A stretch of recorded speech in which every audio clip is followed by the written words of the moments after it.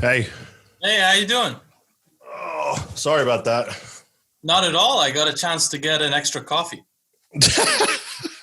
I was on a phone call with my manufacturer. I didn't realize it was fucking 3:15 already. I was like, oh shit. I'm like, I gotta go. So he's fucking rambling away. Oh man. So how you doing? All right? How's your week been? Seeing you on the other side. Yeah. I texted you last night. I didn't know if you saw this drama going on with the fucking with all the recounting and the Supreme Court and all this drama going on. I fell What do you asleep before the last text, which you were telling me something crazy is going on in some state. Yeah, Arizona. I saw because one of my full time guys that works for me lives in right there where the name of the town, Mariscopa, whatever the hell it's called, the city, and he said that they're like everywhere rioting already. Like it's crazy. He said everyone's fucking going nuts, and he doesn't understand how even for a second that Biden is even close to winning that state, because he says everywhere you drive in Arizona is Trump, Trump, Trump, Trump. He says he's never even seen a person that even like remotely supported Biden. And he said it's very weird. It's very weird. Let's do like a disclaimer for the viewers this week, okay? Let me say something. So Nick and I don't want to talk about politics, but it's the week after the election. There's no way on earth we cannot talk about the fact that no one knows what's going on right now. So if you guys are listening to this and you're politically sensitive, just keep in mind, Nick and I are Americans. We love the United States, and we never, this isn't a left and right thing, and there's nothing, I hope nobody gets offended. At the end of the day, nobody knows what's best, and we hope everyone wants what's best for the country. So it doesn't matter. But for the viewers that are listening and you hear this and you think, oh, there's going to be a political chat. Nope. Actually, we got very good questions this week. So hopefully it'll be very informative also, but we have to catch up on this weird stuff that's going on.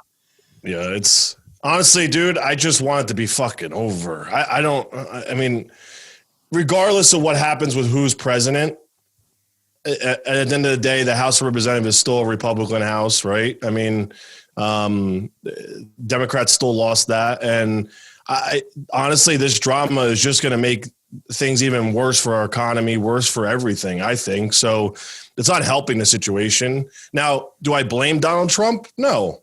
Listen, I think a lot of the reason why people, even Biden even got any of the votes that he did is because a lot of people are just anti-Trump. And I think that probably is the only reason why Biden was so successful, if anything, because a lot of people just don't like Trump's personality, and a lot of people don't vote on policy. They vote on personality. They're like, oh, I don't like that guy, but they don't know why, and I think that's a lot of I don't want to claim that everyone's like that. Obviously, there's a lot of experienced people and very smart people out there that vote for the right reasons, but the majority of the vote, I think people just go off personality or go by what they heard, some clickbait thing, or because they heard one thing and say another, and So you bring up an important point. In the beginning of the United States history, vote was not guaranteed to everyone. You had to own land. You had to be a male, which is unfortunate. Right. There were certain conditions. So right now, with there being a popular vote, it leads to a thing called populism, where sort of what's called the uneducated voter will vote for the easiest target. So the president or the presidential candidates will aim their marketing toward the less educated voter. So this is one of the problems of a populist democracy. But to be honest, between me and you, first of all, I'm keeping my emotions completely out of this. Look, I wanted the best for the U.S. At the end of the day, the U.S. wants what it wants for itself, right? So whatever's going to happen is going to happen, right? My biggest concern, I posted something from Roger Stone a couple of days ago while the election was going on, and a couple of people messaged me on Instagram. Some were nice, but a couple of them were like just they're swearing at Roger Stone and blocking me or something like that. Stop, because of that story, that little post you put up? Yeah, because Roger was updating me on his opinion, so I was putting them for other people to know. And I just wanted people to understand, like, if people think we're evil for like being a little bit conservative or something like that, listen, guys, the main reason I supported the Conservative Party was because of my genuine humanitarian compassion for the 1 million people in concentration camps in China. 1 million people, dude. America invaded Iraq on the idea that maybe they had a weapon or maybe we could get some oil from them. There's a country that has imprisoned 1 million people. Never happened since World War II. And this country is going to rule the world unless America can overcome. And so my goal was just, I wanted America to be strong and to be looking toward its future and stuff like that. And I like the way Trump was harsh toward China, you know? It's not like we hate stuff. And people hate Donald Trump's personality, of course. I mean, I understand that. You understand that too. You know, that makes sense. But at the same time, you got to understand Biden's son is clearly corrupt. I mean, there's no ifs, thens, or buts. Yes, there's exactly. No way this guy's not corrupt. So there's, you know. And he's a politician. So it's like, how do you not look at that with a scorn point of view? Like, you have to assume that, you know, there's something weird going on somewhere. You know what I'm saying? You can't, if that was Donnie Jr., forget about it. It would have been over. The way I see it now is that America, I hope that I'm wrong, but if I'm right, this election would be something like the first or second election after World War II in England, when the Labour Party won and defeated Winston Churchill, which is the point at which the United Kingdom stopped being important internationally. After that point, the UK descended from being a world power, and countries with less ethical fiber, like the Soviet Union and other countries, in control. And unfortunately, that's happening again with China. So we can all hope for the best.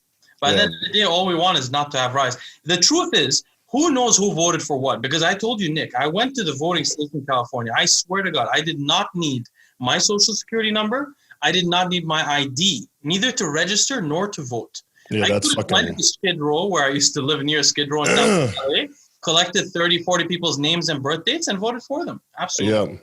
Yeah. And there's just so many narratives going around. Sharpie this, pen that, this ballot, this, and like you just said, the most simplest thing, there was no ID check.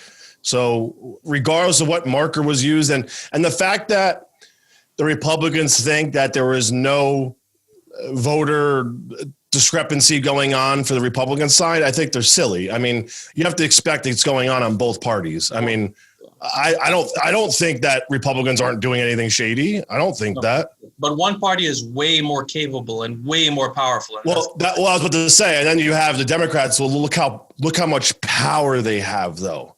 It's like scary almost to like put that into perspective, the power they have. Well, look at the fact, I mean, some people might disagree with me, but look at the fact that Washington, D.C. voted like 90% against Trump. I mean, I understand Washington, D.C. has people not involved in politics there, but still, that's like the whole political people are all against him. So that shows you some evidence of there really being that kind of swamp in D.C. I think if Trump was, let's just say, let's redo his life. Let's say he was a politician. He was the same person. I don't think he would have the backlash like he did. I don't think so. If he was polite, this would have all been different. If he was, but I think if he was a lifetime politician too, though, I don't think he would get this backlash. I think because he's like the first one to come from the outside in and into their territory. That's not a politician. And by the way, something many American citizens may not know, this wasn't the first time a billionaire tried to become president. I mean, it's happened many times before. I mean, the most notable example is Nelson D. Rockefeller in the 1930s or 40s, who eventually became vice president, but he was trying to become president as well. It's happened many times before. Anyway, moving on from that, there's a little bit of good news, though. In New Jersey, you guys now have a huge opportunity. Yeah, so that was actually very surprising news. I didn't think that was ever going to get voted in. Honestly, I didn't. Not by the way our state's ran and who runs it and so forth. Not to get political, but I just didn't think it was going to happen. Especially with New York as a neighboring state. You know, these other states around us are not that. Whatever you want to call it. You know, I just didn't think it was going to happen. But I've had a medicinal card for like a year and a half, and dude, the qualification to get a medicinal card was like the biggest joke in the world. Like, I just said I had anxiety, and he's like, okay.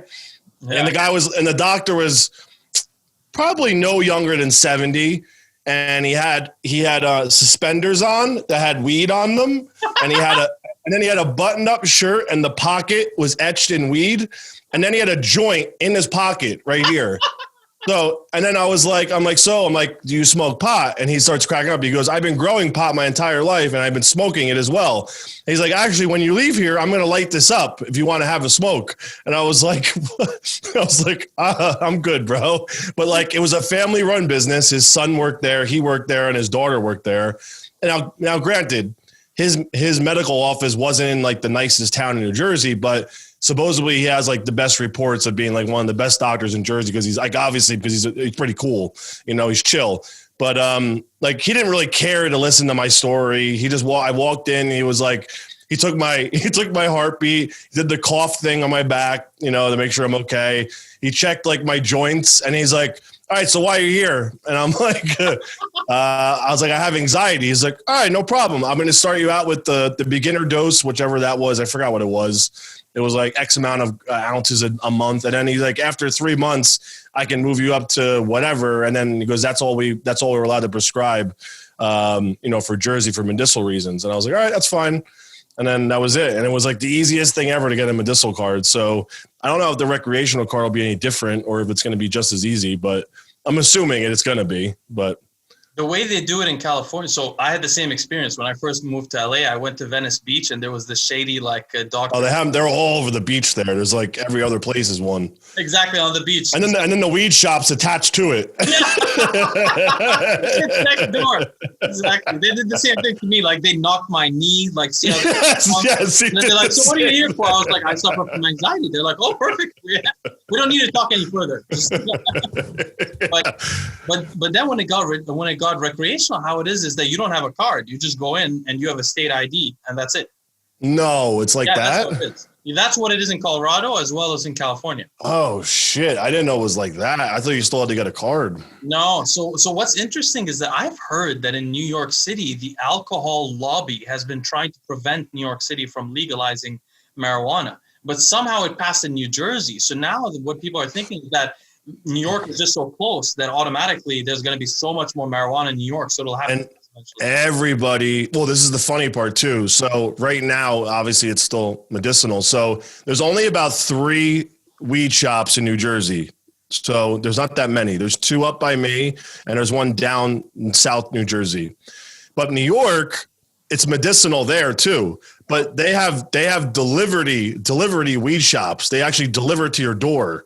And they're fucking all over the place. I mean, like every other block, there's a delivery weed shop place that you can order on the app on your phone. But New Jersey doesn't have that. And that was the big difference. But my doctor told me, he said there's a lot of people that drive into New York because the weed shops are much better. So like, I'm assuming if New Jersey goes recreational, there's no way because, bro, there's so much. Like New York, New Jersey are the same pretty much because people work in the city, they drive home, they work in New Jersey, they drive home. People have 2 homes, they have 2 addresses. Like that's a very common thing here because people commute for work. And a lot of these businesses have multiple offices in New Jersey, New York. So a lot of families and people have two IDs. So like, the weed use is going to be just as high in New York. I mean, it has to be. So they're stupid not to just pass it because if not, it's going to be a disaster.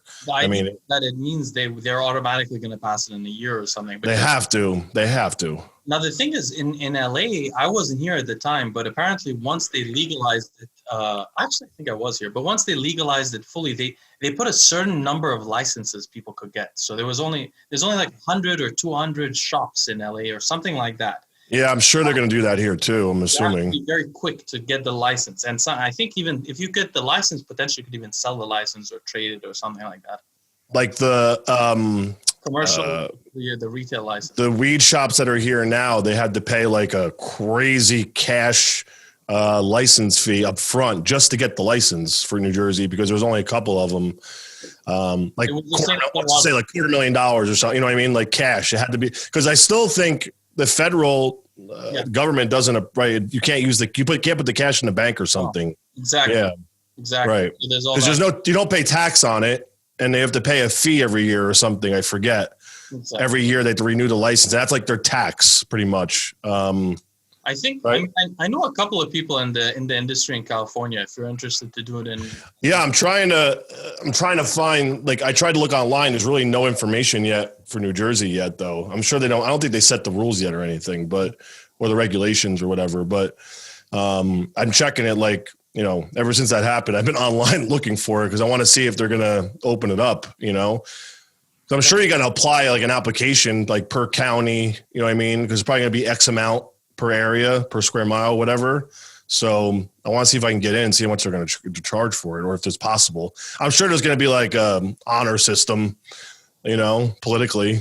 Yeah, exactly. So this morning I had a consultation from a client who watches this show. So I guess he's going to hear the show. And he mentioned something to me that's quite funny because I was talking about it to my wife yesterday. He said, "Hey, why don't you move to Oregon?" No, because everything's legal in Oregon. So funny you just brought that up because I was just talking to my girlfriend about it, how we should move there. Exactly, that's what I was saying. It seems like it's going to be less risky overall. Let's just move to Oregon. Fuck it. And then we're like, do you think they're going to like wipe it off the map soon because it's going to be like such a drug-induced state? Like, you think it's going to be like a zombie land or no? You think it's going to be like, okay. So there's already places in Northern California, and I don't know if they're in Oregon also, that have like small cities where like methamphetamine in particular has been somewhat like unofficially decriminalized. So if they catch you with it, they don't arrest you. Oh, Here wow. In LA, anything but below an ounce of methamphetamine is a misdemeanor, according to a new prop a couple of years ago. So that stuff's been going on already. The thing is, I don't know. The problem is they're doing it for like very small amounts of very street drugs like heroin and meth, and so I'm wondering. Yeah, but what's the amount though? Did you look it up? No, and I'm curious. That's what I want to know. What I does it apply to normal chemicals or normal medications? Is steroids too legal? I don't know. That's what I want to know. Palumbo and Priest were saying that steroids will be legal. Now, obviously, Oregon would be the last place I'd want to move after all of this stuff was happening last 2 months. Yeah, it's definitely not the place I want to be. Yeah, but now I'm like, wait a minute, so we could do whatever there? This sounds like a pretty fun place. It's so crazy, though, that our country's like that, where it's state by state. Like, it's not just the federal law with things. I mean, it's actually just nutty because there's going to be so many people that are going to be going there for the surrounding states, probably to buy drugs, do drugs, whatever, and then leave and then go back to their state. I mean, it's going to be a mess. Yeah, I mean, my wife was telling me about this because she's from France and, that's a smaller country. They don't have states that have their own rights. So she doesn't really understand. She's like, how do you guys, every state have their own rules? So fucking weird. So weird. That's why I always say, like, the president to me is kind of irrelevant because we're still a democratic state, regardless of Trump's in the office or not, the way our government. Yeah, right. And in California, forget about it. Are gyms open, by the way, or no? So I found out, actually, to my surprise, that they are open. I just found out that they are open. I have a neighbor. 100% open? No, they're open with the saunas closed. In Irvine, not in LA. LA is closed. Oh, okay. Because I saw Gold's Venice with the boards on it because they boarded it up because they were afraid of the looters. But I didn't know if they boarded up because they were like closed, like they were done, like shut down, or closed. They must be closed in LA. I don't think anything's open in LA. Oh, because I still see a lot of people working out at home, and I'm like, why the fuck are these people home still? Aren't they going to the gym? Orange County is like a conservative randomly. It's like a Republican county. And so just LA is shut down like that? LA and I think everything north of it, the conservative places are like Orange County and San Diego. They might be more open. Damn, dude, that's wild. What about restaurants? The restaurants here are open with limited capacity. I haven't been to any. So did you know that New York, they passed, I know we're getting too political, but they passed for the year outdoor dining. Oh, really? Great. No, no indoor dining, only outdoor. Oh, there's no indoor. In the fucking middle of the winter.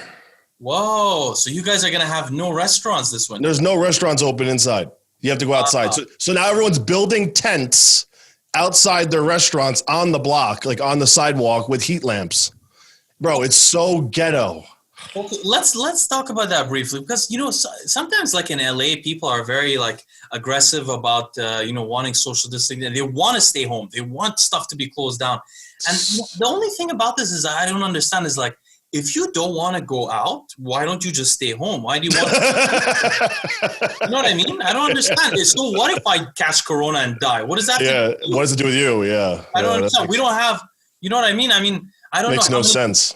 I don't know how many people like we don't have public free healthcare, so it's not like I'm directly influencing you. I have my own insurance, so if I go die, that's fine. That's true. That's my problem. What I want to do. This is America. You know what I mean?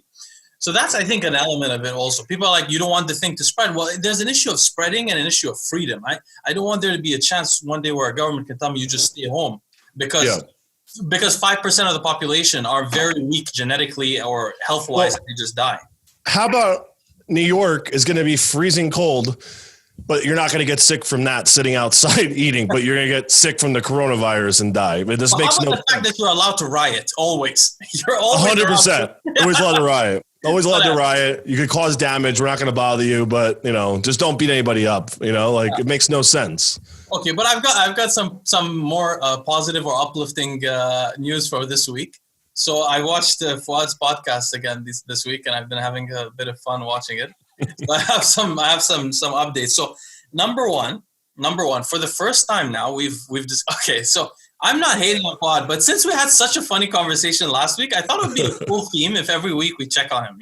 This week what Fouad did was he had a guest on called Layne Norton. Layne Norton. Oh, wait. We actually have a question about him from one of the viewers, so we'll get to that later. But the point is, he had Layne Norton on, and at one point of the conversation, he finally got a little specific about his kidney issues. So he ultrasounded his kidney, and he said he has scarring at the glomeruli. So I just wanted our viewers, who probably also watched that podcast, to know, what does that mean? That means that in his kidneys have these. There's a part of the structure called glomeruli. If your kidney has such a filtration demand on it that's too heavy, either because of your blood pressure or your size, or even just because of attacks on the kidney from androgens, what will end up happening is there'll be not just scarring, but the kidney will grow. And as it grows, the glomeruli will break apart. And as they break, collagen will be deposited. This is called fibrosis. And this is what's called glomerular sclerosis. It's like atherosclerosis for the arteries, but it's in your kidneys. So that's actually, whenever you read the research reports about bodybuilders, what happens to their kidneys right before their kidneys fail? It's glomerular sclerosis. That's the condition that scars up the kidney, and the kidney sort of becomes like a cirrhotic liver. Like, if you ever heard of an alcoholic who has cirrhosis, his liver is filled with scar tissue to the point where it's not functioning properly anymore. Yeah, it's not filtering out. Yeah. It's not doing what it's supposed to do. So I'm not saying Fouad's at that point yet. Hopefully he's not, but what he is at the beginning of that. So Fouad was asking this Layne guy, he was saying, do you think I need to reduce my protein beyond, I think it was 250 milligrams a day? Is it necessary, and so on? And obviously, Layne is probably not a doctor and probably should never answer him. But Layne was basically saying, look, you need a little bit of protein to keep the muscle on your body. I think he was even trying to say that you need protein to keep the kidneys healthy. But the more, he didn't get to the point, but this is the actual answer. I just wanted to say it for viewers. The reason why you don't want a lot of protein if you have glomerular sclerosis, which means you have basically kidney disease, the reason why is because the more protein you have in your diet, the more filtration demands are on your kidney. Yeah. This also happens if you're muscular. Say you're Fouad, you're 230 pounds right now, and say you want to lose 50 pounds of muscle. That's all going to go through your kidney too. When people have huge weight gains or weight losses, that happens, especially kidney failure, all the time. Yeah, exactly. Because they start, the kidney has to work overdrive to get rid of all the muscle, right? I mean, basically, filter out. It's just like you're eating a ton of protein. That's why when people go through prep and stuff, and they have these huge traumatic weight climbs and downturns, after a rebound or before prep, the kidney goes through such hell. It's not really the drugs; it's really the weight, with the muscle and everything else, and the water. In that case, it's a lot of water suddenly being put in the body and taken out. The kidney is used to a certain amount of, if you think about a thickness of the blood that it's dealing with, is dealing with a certain volume. Suddenly there's way more. Suddenly there's way less. The kidney's stressed out. So bad. The protein diet, the kidney's stressed out, and this scarring and deposition of fibrosis. Did he say how bad it was? No. Well, hopefully it's very. I mean, I really hope with all my heart that it's better. We were talking about.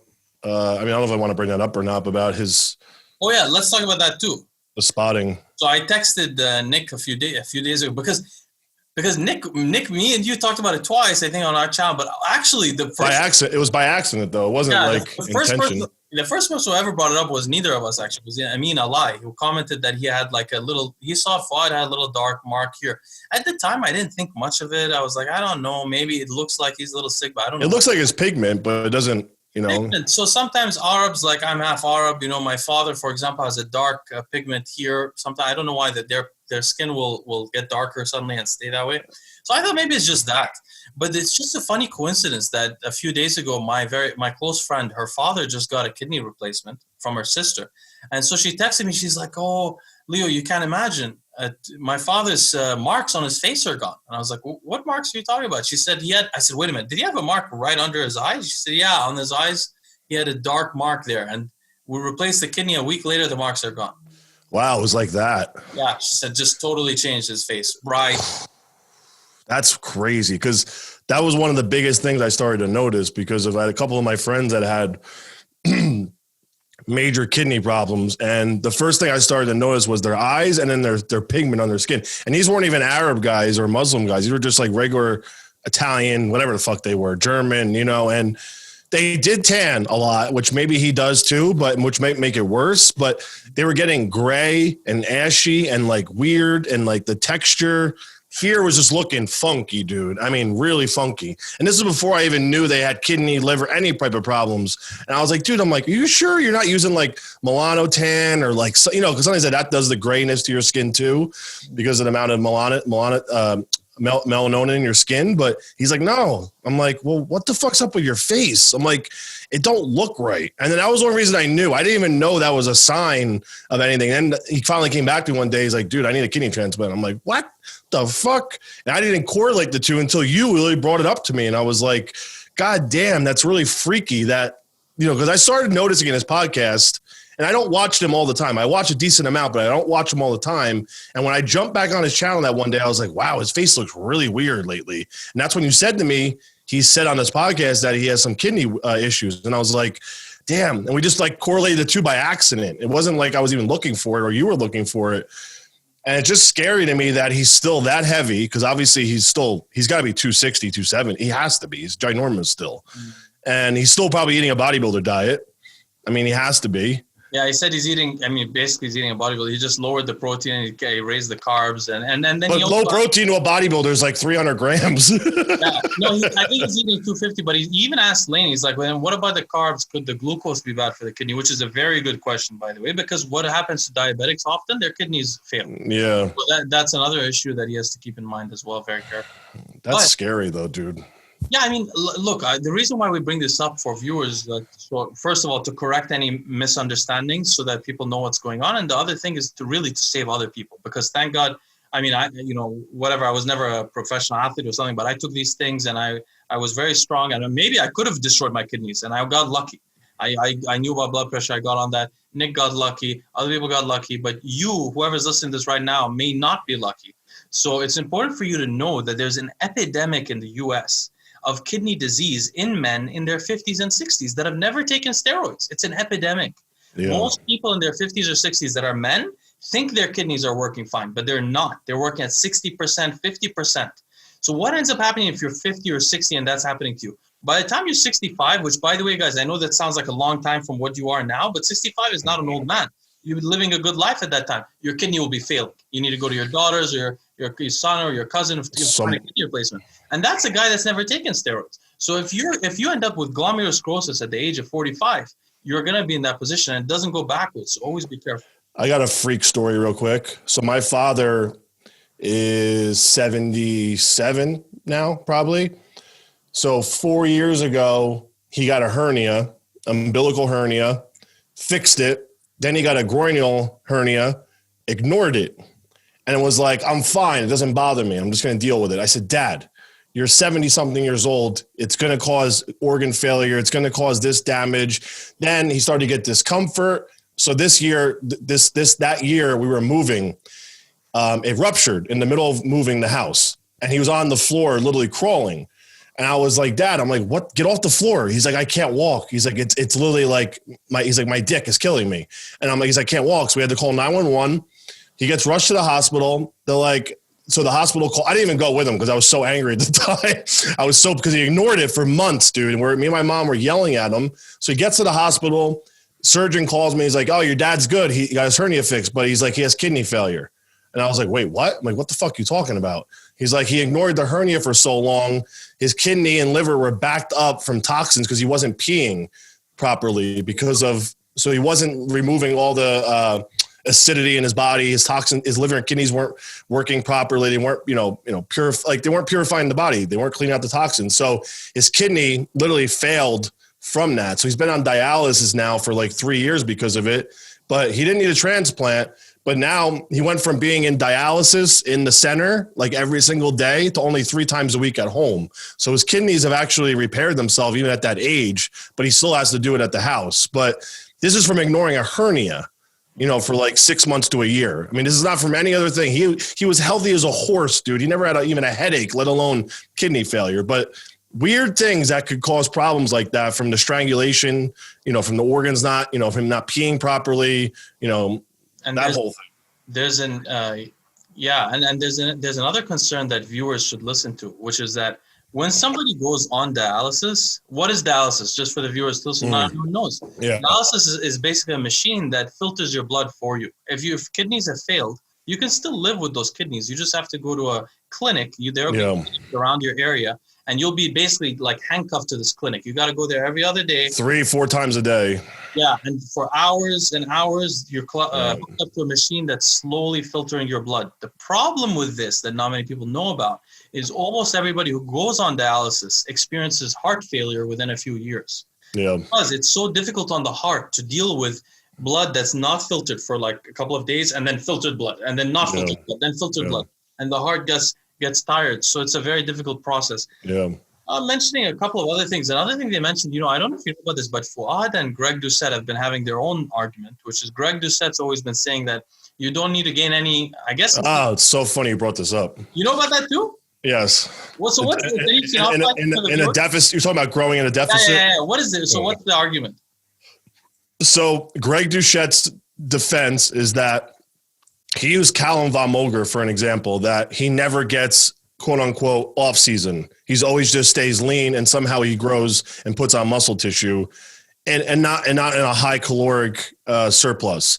And Fouad's defense is that you need to go into a surplus in order to put on the amount of muscle tissue you want to put on, and that he says there's no way around it. There's no way you can grow and put on substantial amount of muscle staying in like in a lean body state where you're like you look presentable all the time. He said Fouad believes in having to go in a surplus. So that was what they fought about constantly. But what were you gonna? Before I go on a rant. So Fouad had Layne on, who's again we could talk about. I gotta watch that one. I just saw it pop up. So basically, he had Layne on, and Layne basically agreed with him, but for what I thought were the wrong reasons. Okay, so Fouad basically had him on so that Layne, who has a PhD from Middle of Nowhere University, and he can tell the guy the science behind the issue. But what Layne I guess what Fouad asked Layne is, he said, so if you have a lower body fat, you should be able to gain more muscle, they say, because you're more insulin sensitive. Right. And Layne correctly pointed out that, well, not necessarily. I mean, there's a difference between insulin sensitivity in the muscle and in the fat and so on and stuff like that. But Layne was talking about his approach to why you need more calories or why you need maybe more protein is not the way that I look at it. The reason for going high and all of these things is that calories and protein are growth. They're like hormones. When you eat a lot of protein, you send a signal to your body to turn on mTOR, the big growth pathway. Just protein by itself will turn on IGF-1. If you take a lot of protein, you'll turn on IGF-1. If you eat a lot of food, you'll have a lot of insulin. Insulin will make you grow. So you'll basically turn on because the body has a lot of nutrient sensing pathways like mTOR and AMP kinase. They sense, does this body have a lot of extra calories? Because if it does, I'm going to put all these pathways to grow. And if its body is doesn't have that many extra calories, well, I'm going to stay in and repair. So there are different mechanisms in the body. What was your opinion? Did you think that Doucette was correct or no? I thought basically Fouad his opinion is more.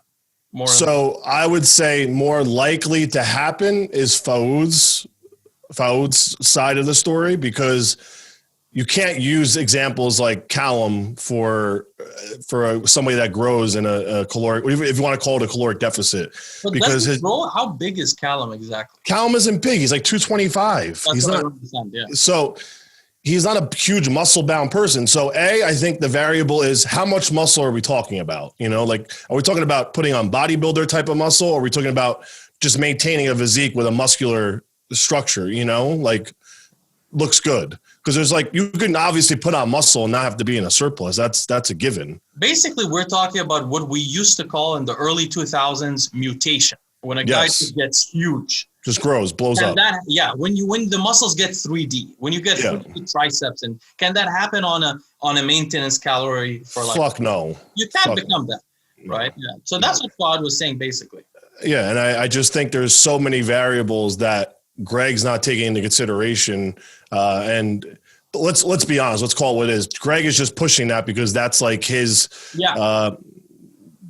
You know what I'm trying to say? Like that's his. It's because basically Greg's pitch to viewers is, hey guys, you can always have abs. I'll show you a cookbook. Yeah, that's like his thing. His niche. You don't have to be fat. You'll be. But let's comment on what about Greg? Look, I'm not a bodybuilder. I never tried to be. Just to be clear, I'm not a failed by. He's 150, 160. Greg is a small guy. I mean, I'm screaming. I get so mad though. Wait. But he's like, I'm not making fun of small people, but let's call it what it is. He's under 200 fucking pounds. He was never big. Apparently he was. I think he said he was 210 at some point. But let's be clear about one thing.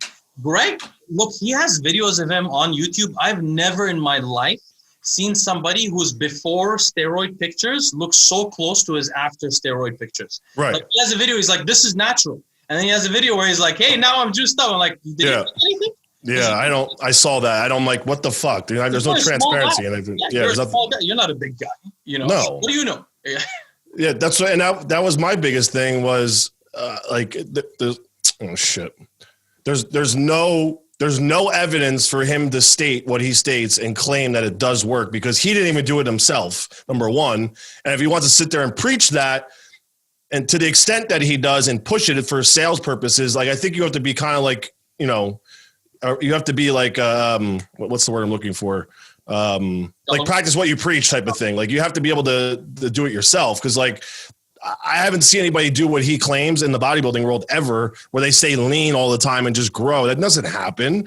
If your genetics are stupid superior and you're on a lot of PEDs and your diet is like absolutely perfect, I don't know, man. There's just so many things that just he's not taking into consideration when he makes that statement. And like I said, he's going to go so hard on that because that's what he builds his business around. And that's like his niche, you know, that's his sales point. So that's all he cares about. There's one thing I noticed on Fouad's podcast.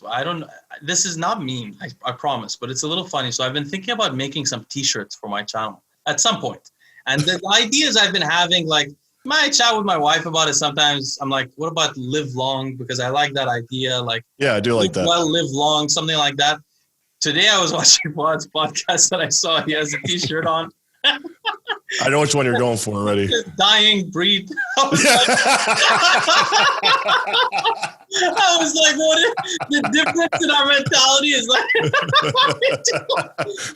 It's like all the captions he writes too on everything. Like, you know, like the hostile thing he writes on everything. Dying breed. You're absolutely right. 100%.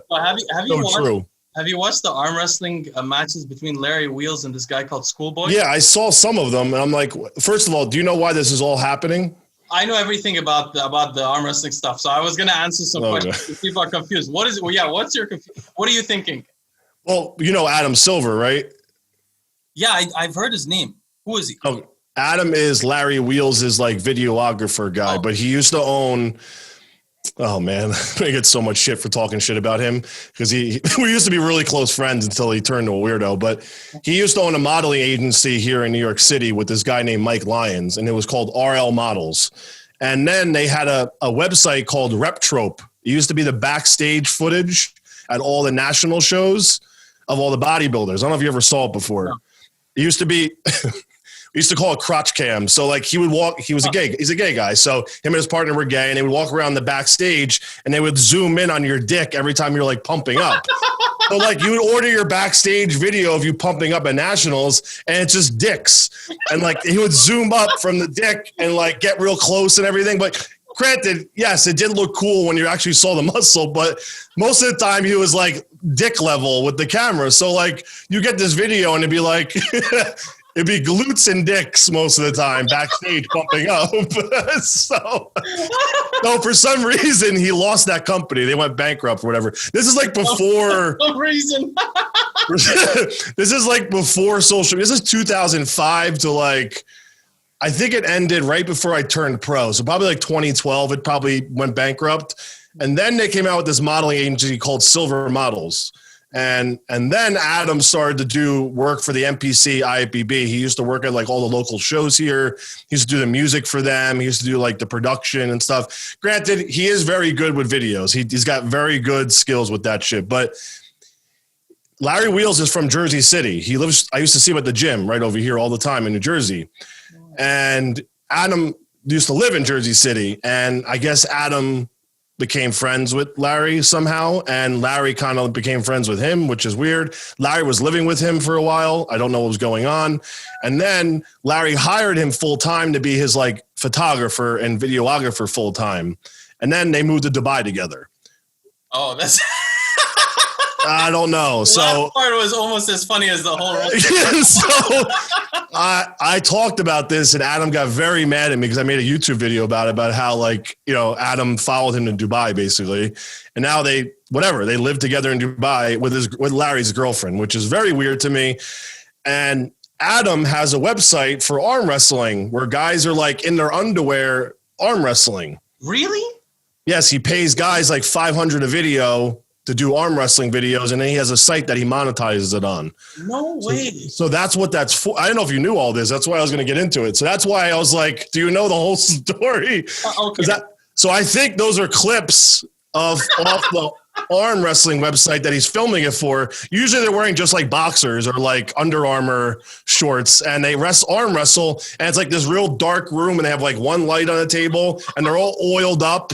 And usually the guys are like 3% body fat. Like it's right before they do a bodybuilding show. So they're like shredded, and he like zooms in on them and stuff. It's like fucking weird. He asked me to do it. I would never do it. I was like, no, I'm not doing that. It's fucking weird, you know? Okay, wait. He used to film it over here in the gym, Strong and Shapely, but now he doesn't even live here, so I don't know where he's doing it. But now he's doing it like with Larry Wheels, though, and these guys, and now it's like kind of popular.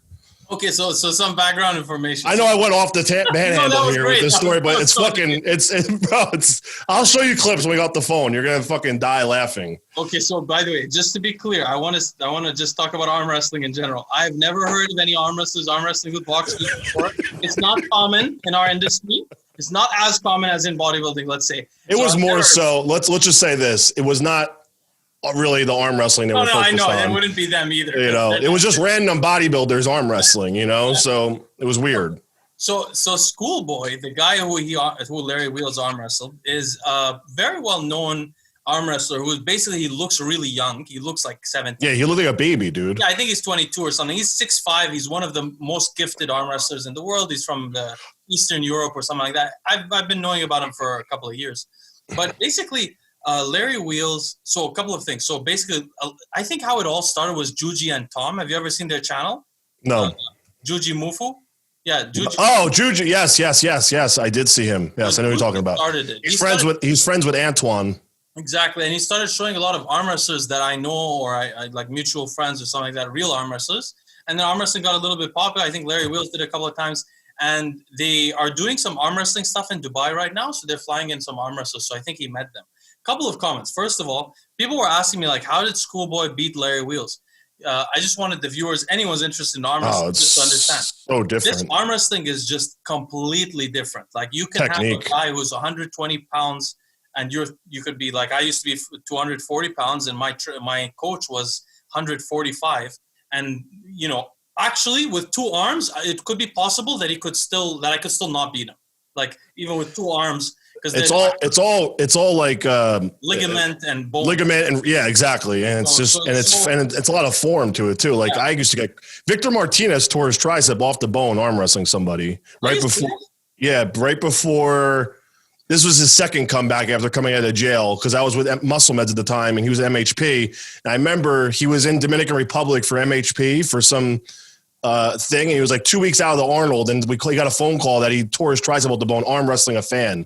My God, that's horrible. That's horrible. There was and the fan was like little too, and he tore his tricep right off the bone. Exactly, because your arm has to be so used to it. There was a famous incident at the World's Strongest Man, I think it was in 2001 or so, where Magnus, I forgot his last name, but Magnus broke a guy's arm. He was much smaller than broke the arm here.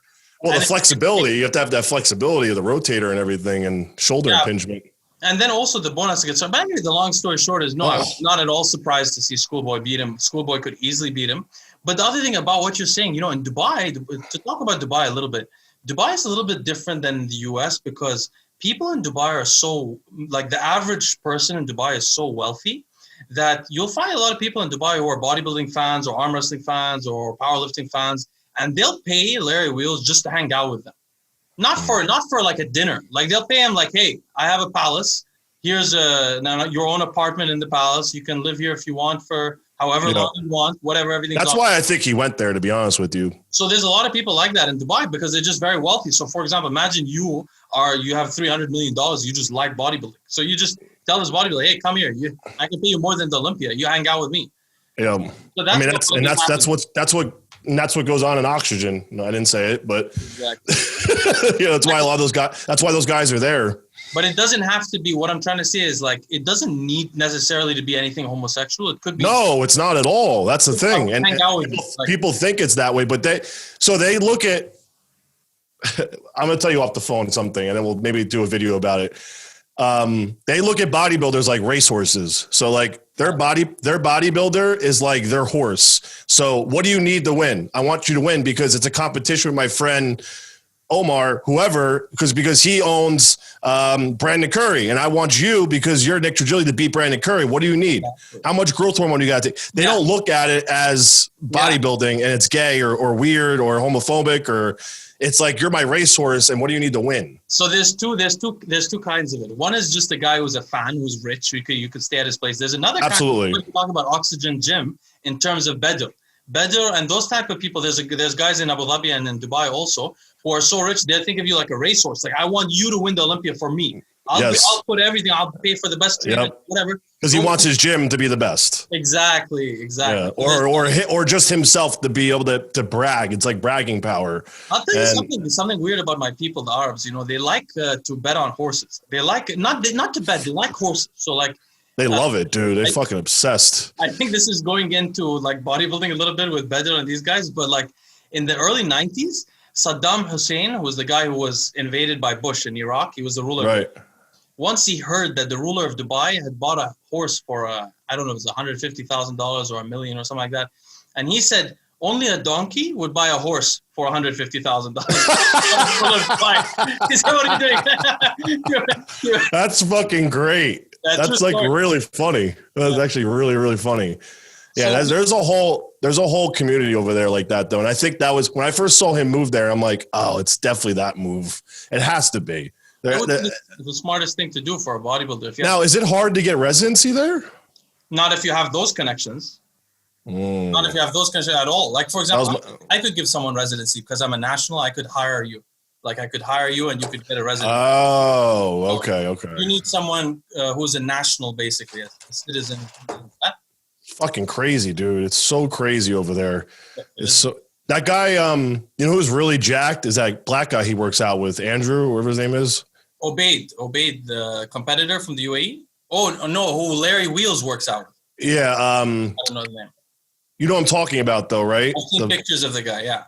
Fucking like chiseled like 24/7. His name's like Andrew or something, I think. He's very dark skinned. Is he from the UAE or from that? I don't know. I don't know. I don't know if what we used to have when I was growing up in Dubai and those areas is that you'd have bodybuilders that were like they could never get on a stage and win a pro show. Yeah, he'll never win a pro show because he has no legs. But exactly, they have something missing, either legs or their back or their. But his upper body, bro, is fucking insane. Like there are people. You walk around Dubai, you see people like that. You're like, whoa, is that a guy? Really? And they're just amateurs that go. Yeah, they look like pros, huge.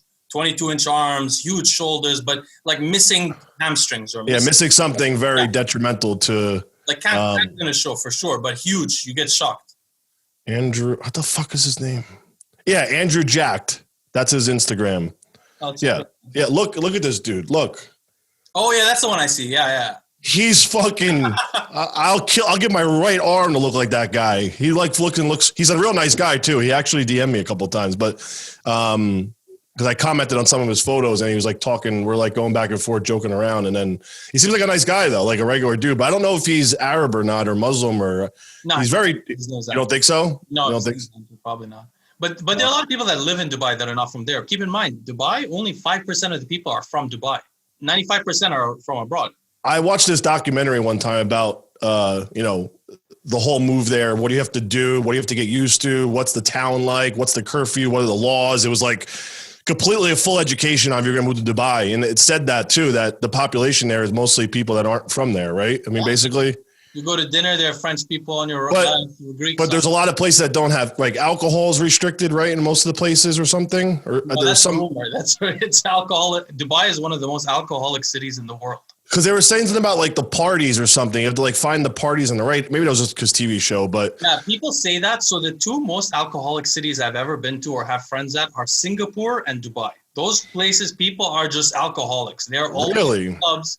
Singapore, always in clubs, because they don't have drugs. Singapore and Dubai don't have drugs. It's all alcohol. Oh. It's totally no drug city. Now, what are the laws like for drugs there and steroids? Is it legal? Like steroids? You do whatever you want. Steroids is fine. Oh. Steroids. Wow.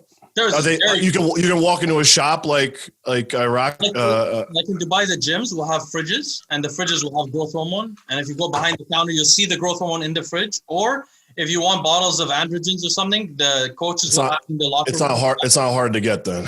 No, but they're all like pharmaceutical stuff. Yeah. Fuck, man. Yeah, pharmaceutical GH delivered to your door in a. Yeah, you know, Oxygen Gym has a pharmacy in it, right? You know that, right? I didn't know that, but that's the kind of thing. Bader owns the pharmacy that's in Oxygen Gym. It's his. That's perfect. You fucking imagine? Oh, maybe sure you lived over there. You already know. I'd be like, bro, I'd be dead already. 100%, I'd be dead already. I'd definitely be Mr. Olympia if I lived over there. Honestly, there's a huge difference in the look. I know in the US you can get good gear, but not all. No, it's different over there. It's different. Because I've had both. There you have always good gear all the time. Nobody ever uses less. It's so different. It's so different. No, and people don't BS there. Like if you go and ask someone, what are you on? He says, I'm on 2 grams of this, 2 grams of yes. this. And there's a respect thing too. Like, I'm going to give you good shit. Yeah. Like, it's not like here where everyone tries to rip each other fucking off and hurt each other and kill each other. Because here, nobody knows if the thing works or not. They're like, well, that's the thing. It doesn't work. I know. I had trend last week. This is not trend. You know what I mean? Here, people will spend a year using the wrong thing. Bro, I'm like, you haven't had results yet? What are you waiting for? Like, what the fuck? Okay, so we have to talk briefly about because there's only 7 weeks left to the Olympia. I just want to ask you 2 questions. One question is, and I know you're close friends with Phil Heath, why does he not show his abdomen, knowing that would freak everybody else out? Because if he could show it, it would throw everybody off. He likes to live a life of mystery online. He likes that. Like, if you notice, there's really not any Phil Heath content. There's not really Phil Heath videos. He likes to be, how can I explain it the best? Like, he doesn't feel like he has to give away what he is for free. Like, he's Mr. Olympia, so there's got to be some type of mystery to him. Like, you can't be like, I'm just going to go watch Phil Heath. I'm going to see what he looks like. I can talk to Phil Heath. He wants to have that type of position of power where he's like the champ. And like back in the day, like you couldn't text or DM Michael Jordan on Instagram. You know what I mean? It wasn't there. So he wants to keep that, I guess mystery. Like, he wants to make sure people are like always on their toes, and he gets talked about more than probably anybody because he doesn't do that. And he wants to be different. He doesn't want to be like the rest of those guys. And that's what I catch from him when we have our normal conversations about that stuff, that he's like, why should I just give it away? He's like, I want people to be excited for something, see me on stage, buy the tickets, show up to the show, want to see me compete, not be like, oh, I know what he looks like because I saw every week of every updated photo. He likes the old days when he was in the bodybuilding where it was you didn't know what the guy was going to look like when he showed up to show day. You might get a photo here and there leak, which he will. I'm sure he will. I mean, he said little hints here and there that he'll put something out. Like if you saw, he put a video of his hamstrings. Yeah. Like he wants to keep. Was that filmed by the guy you were talking about, in the backstage guy that was always getting those weird angles? Was that him? On my mind, I'm like, wait a second, what are you talking about? That's fucking hilarious. Actually, you know what? Yeah, when you were talking, the website's still up. If you go to it, it's still there. The fucking thing. He must do coverage with it again or something. After that's really funny. Because now, when you go to it, it redirects you to usamuscle.com, and it's just a bunch of dudes flexing all over the place. You'll see it. It's crazy looking. So Yeah. no, by the way, so this is a little off topic. We'll go back to Phil, but my wife the other day, like, because I have to watch the bodybuilding podcast and stuff because of our podcast. So every week I talk to you, so I need to know what's going on. So it's like my job a little bit. So I'm like watching through like Dave's stuff or like Fouad's stuff, and someone was commenting. I think it was on Fouad's show. Like they were commenting on the guy's hamstrings. Like, damn, his hamstrings look good. Those are good hamstrings. And then my wife just broke out laughing. And I was like, what are you laughing about? She's like, well, it's like three guys talking about another guy's leg, like, and they really like that leg. They really like that leg. So I was like, wait, no, Lucy, I swear. I was like, Lucy, look, there is definitely like a gay community and all of that because it's masculinity and all that. I swear. I was like, I'm trying to explain to you how we thought about it when we were kids. We grew up being like, I want to look like that one day. Yeah, it's just like a girl idolizing another girl, like saying like J-Lo, like, damn, she looks good, you know, like exactly. It's that's similar. What I told her. But she was like, okay, now I understand. But so anyway, so my girlfriend's French as well. I think I told you this, right? Your girlfriend's French? Yeah, she's French and Moroccan. Yeah. No way. Yeah, I swear to God, she's from Spain. She speaks French. Yes. Wow. Did I tell you this? I thought I told you when you said your wife was French. I'm like, didn't we have this conversation, or am I losing my? I had no idea. We'll have to talk about it off the phone. We'll kill this conversation. But yeah, her father lives in France right now in Paris, and then she was in Spain her entire childhood growing up. So her mom's Moroccan, and then her dad's French. So, yeah, a lot of French people are mixed with Moroccan. And her grandma that lives here that we see, like, we take care of her pretty much. She speaks, she's right off the boat, she's French, beyond French, But my girlfriend says the same thing about the guy. She's like, bodybuilding is so pathetic. She's like, it's so stupid. She's like, guys are obsessed with the way they look. And it's like, it's the weirdest. She thinks it's the weirdest fucking thing. Like she respects it, but she thinks it's very weird that the way we are, like, get big and like all this craziness. But I'm like, you fucking want to marry me, so what the fuck?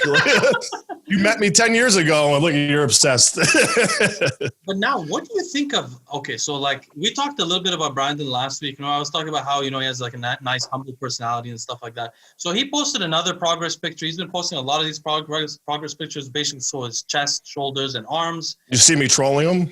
No, I didn't. Wait, tell me about that. But basically, I finally got to this point this week where I saw a picture and I was like, okay, this is not remarkable.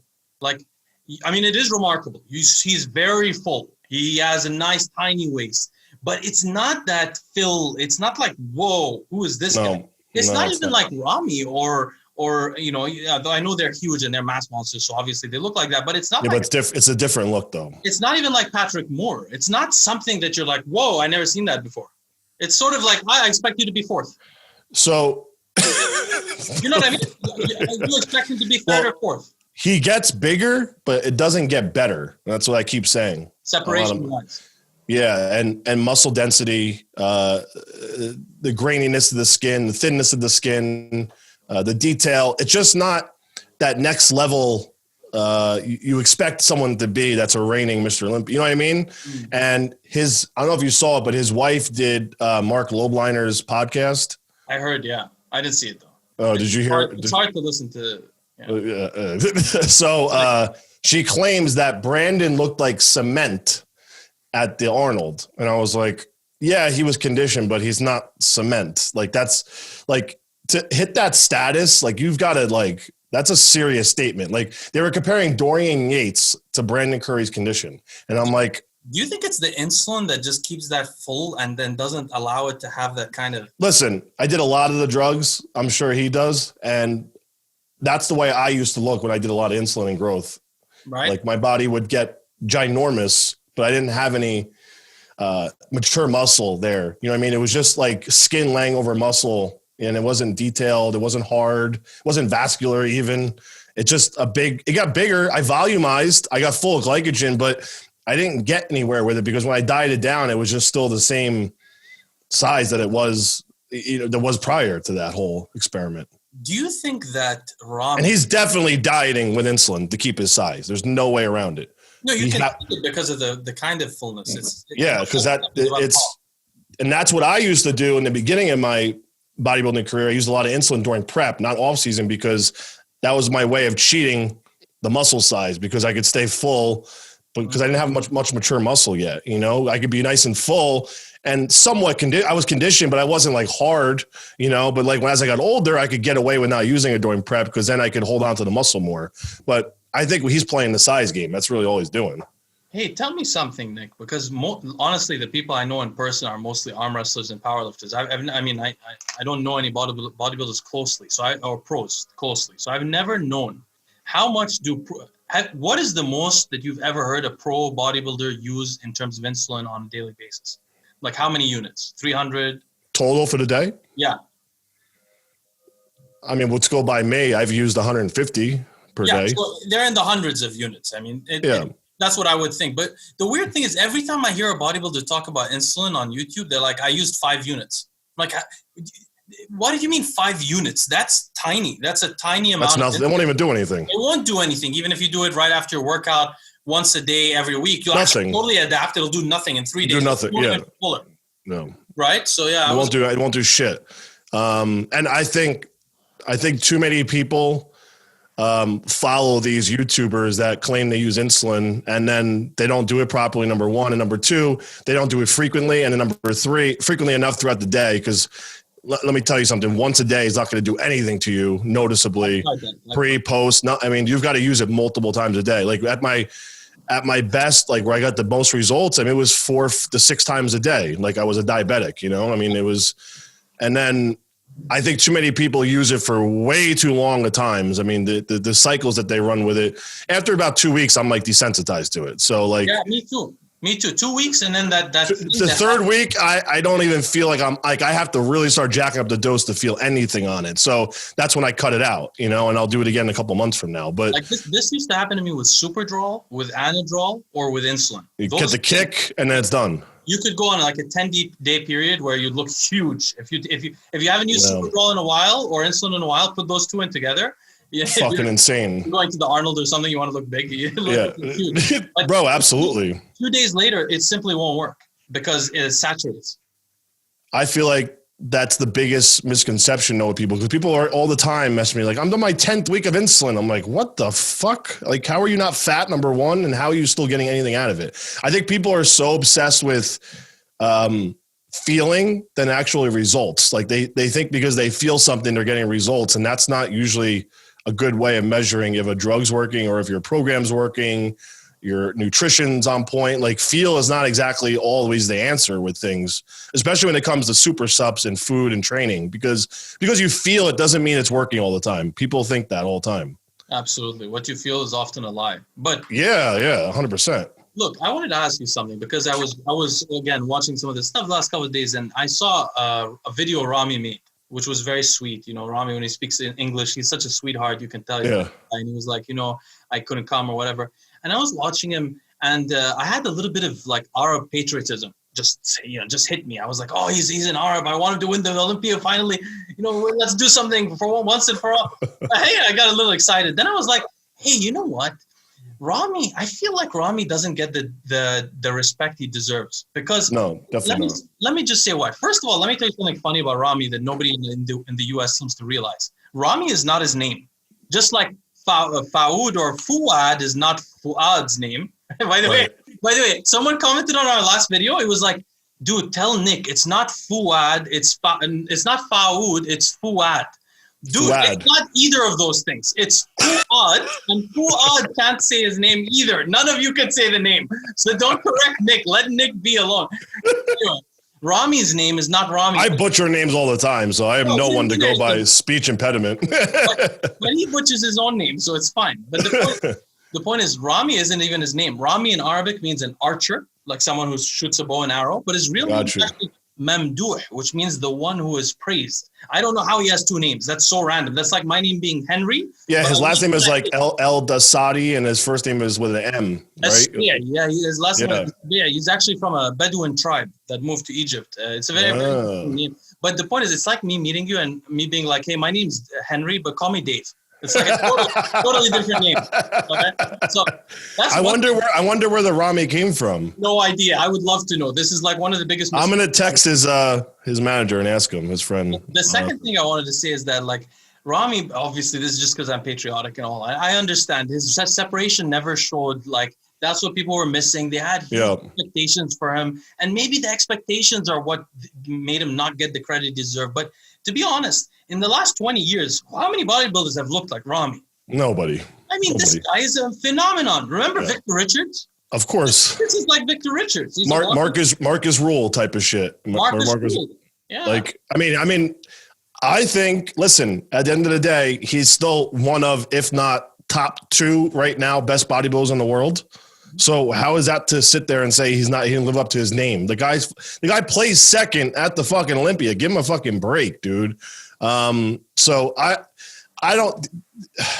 One thing that pisses me off about our fans in bodybuilding is that they never feel like it's enough. You can literally nail it, like Phil Heath 7 fucking times. People still rip on him. Ronnie Coleman, people still rip on him. Oh, his gut, this, that. I'm like, dude, do you know how fucking? I think the problem is a lot of these fans are not real fans. I think the real hardcore bodybuilding fans know and aren't as outspoken as we want them to be, but they know, like, that guy's fucking awesome, dude. Like, that's crazy what he looks like. If you ever tried it, it'll never happen for you, you know? So, I mean, actually, Phil Heath is another person who doesn't get the credit he deserves. No, it's talking about that guy's body. I mean, like, his arms, his back, things people never seen before. His hands.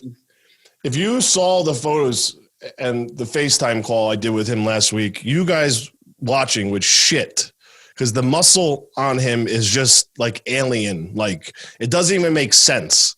Like, there's no, like, when I tell people always ask me all the time, like on my Q&A, what can I take if I could take anything to look like Phil Heath or this guy, like, what is it they take that they make him so round? And I'm like, dude, that's just called like being birthed with that genetics. Like, he came out looking better than most of you out of his mother womb. You know what I mean? Like, if you just look at the basketball photos of him, that explains everything, you know? Like, he walked around like a myostatin deficient, like, human being, you know, like he's a cow.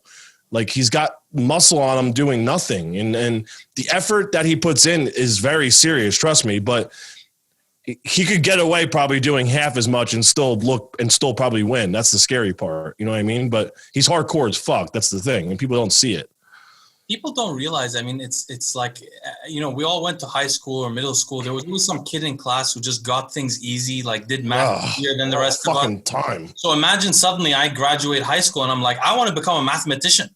And there's this guy who just got it easy the whole time. And then he does all the studying I do. He does everything I do. He's always going to be way beyond what I can do, right? Now, we didn't talk about the British Grand Prix. It was called the Grand Prix. Yeah, it is. Well, when you said that genetic thing, just like that chess movie, that show I watched, right. Phenomenal.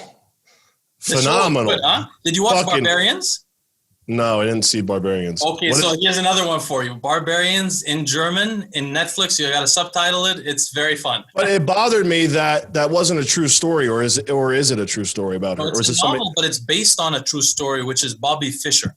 Bobby Fischer was the American prodigy that not only whooped the Russians when nobody else thought that nobody could even compete with them, but he has had the largest gap between a chess world champion and the second best grandmaster in history.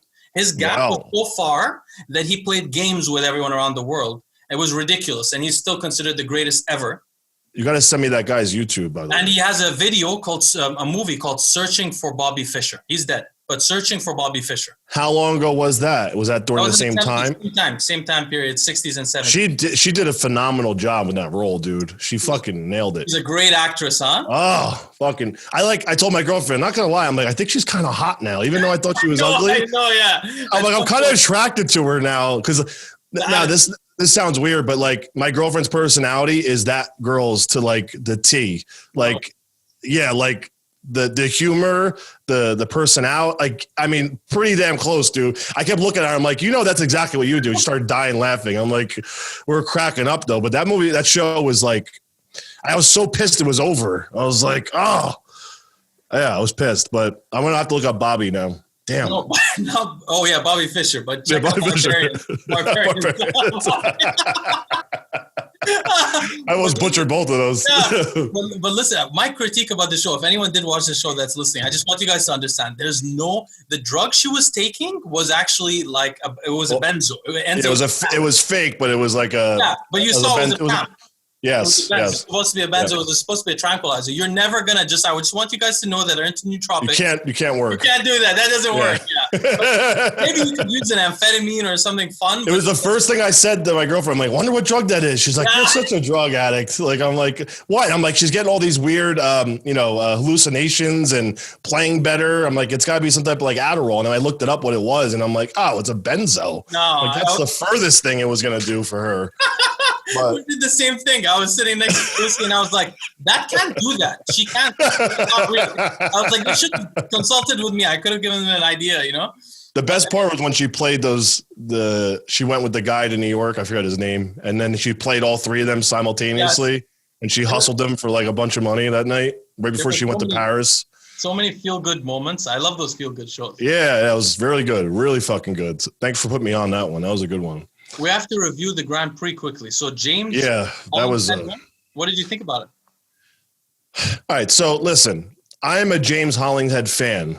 I really am. When it comes to bodybuilding, I'm not. I'm just not impressed by his body. I don't know what his condition.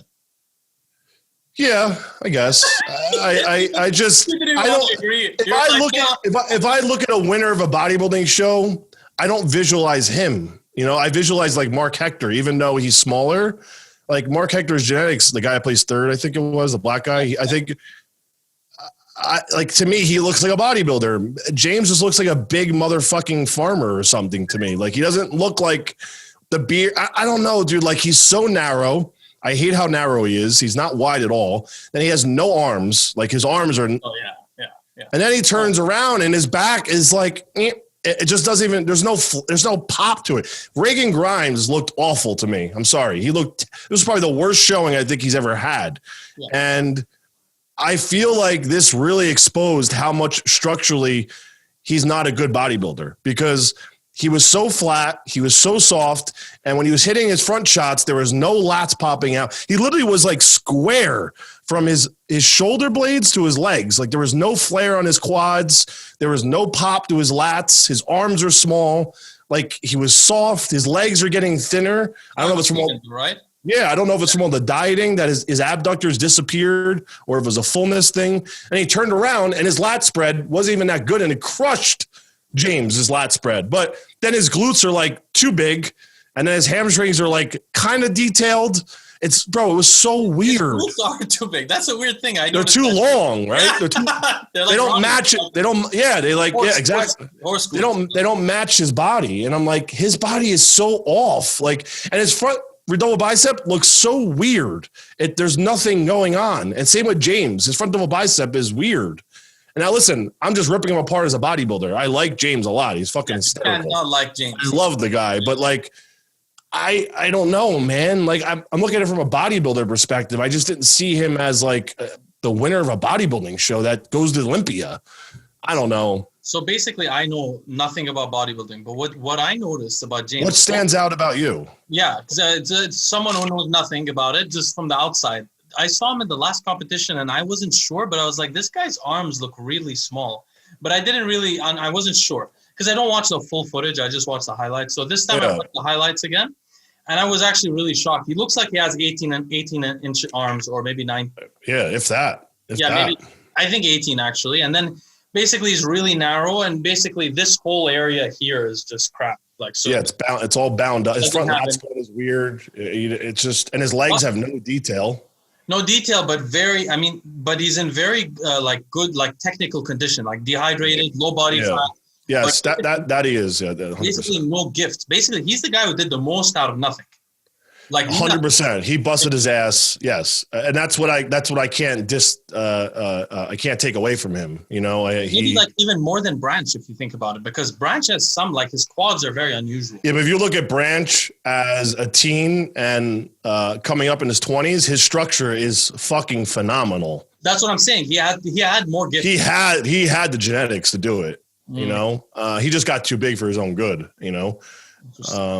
That's what I think. I think he just kept getting too big and never stopped growing. And he just turned into like if you look at him, this is what I tell people, look at people's silhouettes. If you just saw a shadow of their like a silhouette of them, what would you think of their body then? Because that kind of like tells the whole story of what their structure's like.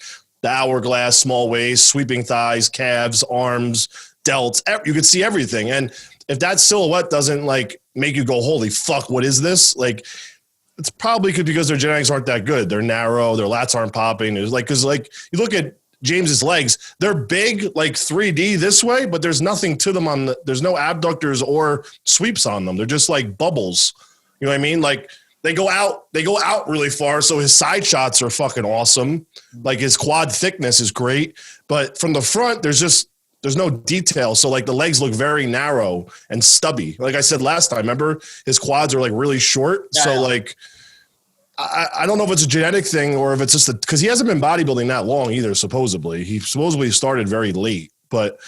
So this is the trend now. There's a lot of people who are like pros that are winning shows like Patrick Moore or him. Yeah. Mark Hector that are in their 30s that just started apparently. Yeah. I don't know why people are like deciding. It's not a good idea. It's like you're 30, you're like, oh, wait a minute. I missed that when I was 18. I never got into bodybuilding. Let me do it. Because like James did a video somewhere on YouTube, I think it was, and he was like this skinny skater, like rock, like no muscle. I mean, really? Like zero muscle, like you know what I mean? Like no like genetics for bodybuilding. So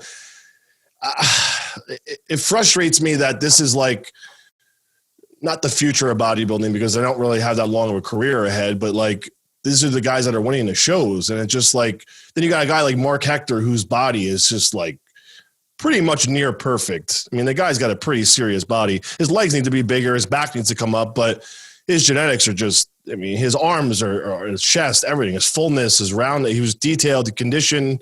To me, that's like, even though he's not the biggest guy on stage, to me, he won the show. He didn't, and then Samson didn't even show up pretty much. I don't know what happened there. He bombed the show. Samson Duda or whatever his name is. It was apparently he was training all year, competing all year. I don't know why he. Listen, we've talked a few times. He seems like a nice guy. I don't know him personally, but like, what is he doing all these fucking shows? Like, there's no way that's going to end up well. There's just no way, especially when he got stuck in Korea for a month that last time, one or two times ago. Like, I don't know. These guys are not paying attention to how their body is looking and making progress, and their coach, whoever's in their corner, is not the right person because you should not be pushing like that. You know, I mean. So obviously my opinion has no weight. I understand that. But like from an outsider perspective, this is what I'm thinking.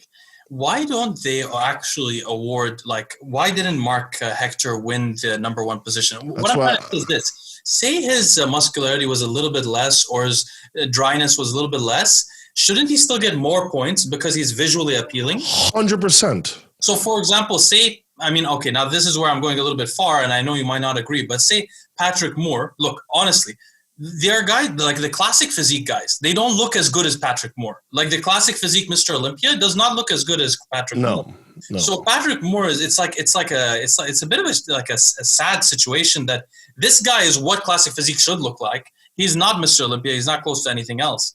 So I think like to me, he would deserve a higher ranking, even if he's smaller than somebody in the position. Maybe absolutely. But like in New York, maybe he should have been third or something, just because the guy's beautiful. Like, it's incredible. That's what I think bodybuilding should be judged on. It's how you look. It's not about how much muscle you carry or who's more detailed or conditioned or bodybuilding is about genetics, and they should be looking at that first, like structurally, like what does that guy have structurally that what does Mark not have that James has? Nothing. When Mark blows him out of the water structurally and genetically. And on top of it, he was conditioned and he was still big enough to win that fucking show. I'm sorry. It's not about your volume of the size of the muscle. It's about how you present it, the conditioning of it, and then structure. His structure destroyed everybody in that show. I mean, like, I don't care what is going to happen when he gets bigger. It's going to end up just ugly like everyone else is. It's going to get bad. And then he's going to not look as beautiful as they want him to, because now he just grew his body too fast. And I feel like they destroy more guys than they actually build in this sport. You know, they push him too hard. That's going to happen to Patrick Moore. He's going to destroy himself. Yeah. Now, about Regan Grimes. So there was a few years ago that Regan Grimes was in Kuwait. He had like a huge opportunity to do as many drugs as he wants and get as big as he can and take it seriously and sit in a hotel room or whatever they do. and he just left because he said that he was having health issues or something. Because of his girlfriend, that's why he left. But yeah, Well, probably, yeah, he's very close to his girlfriend. His girlfriend wasn't allowed there. That's why. Really? Oh, wasn't allowed to stay in Kuwait? They wouldn't let it. They wouldn't let her stay with him at the oxygen. They have their own building where they all sleep. Yeah. That's attached to oxygen, and he wanted to stay there. And Abdullah told me that they wouldn't let her stay there, so he got pissed and left. That makes sense. Yeah. So, but basically, since then, again, my word means nothing, but I'm just observing as a person, like a normal person watching someone's career. 4 years go by, he's done nothing. Like nothing at all. And I think he went backwards. Yeah, I think he went backwards specifically. Like, so what do you think? That year he went to Classic was the end all be all for him. I think that really fucked him up because I don't think he stopped pushing the gas pedal. Personally, this is from the outside looking in. This is what I just think. It's my opinion. I think he's trying to make up for lost time because he realized he fucked up going to Classic, and that was the dumbest idea ever because that was never going to last. Even if it was 1 year of success, which it wasn't, because he ended up getting smashed at the Olympia anyway, because he got exposed for what he doesn't have. He doesn't have the best structure. He looks amazing on Instagram, and that's what he should stick to, personally. I think he looks awesome. Whatever he's doing in the camera, in the gym. Sure, he has the best Instagram pictures. Best Instagram. Best. Kills it. And I think, honestly, he should probably put more effort into that because it seems like that's more profitable and more looks like it's a future for him than going on stage just makes him look worse. I think it really exposes his weaknesses because he stands next to these guys that are actually really good bodybuilders. And it's like, oh shit. Like Regan's actually, now they get the impression of him like, oh, he's photoshopping. He's taking the best angles. He's not really as good as he thinks he is. Cause come on, these people have to wake up eventually and realize like that their famous Instagram bodybuilder really isn't as good as they thought he was. And I don't know. I just think you should go where you're strong at. Your strong suit is obviously online. And like, obviously he does very well with that. He's obviously figured out the formula to success with that. So why does he not just focus on that? Like what, I don't know what he gets out going on stage and getting smashed. I don't know. And not winning and not looking good. I mean, it's not like he looks amazing and then he doesn't win. He doesn't look good either. So that's true. Like, is Dorian his coach, Dorian Hamilton? Yeah, he should have never left Chris. I don't think. I think him and Chris were good. Yeah, I think he hurt Chris's feelings from the way it seemed as well, because he was. Well, you know, not to like talk shit, but like he burned Abdullah, and then he burned Chris, and then he went to Dorian. You know what I mean? Like he kind of didn't even tell anybody he was leaving until he went on social media. So it's just not the way you conduct yourself. You know? Is it like common now to burn people and then go to Dorian? Because I noticed this is specifically Dorian. You burn and then go to Dorian. That's the thing, huh?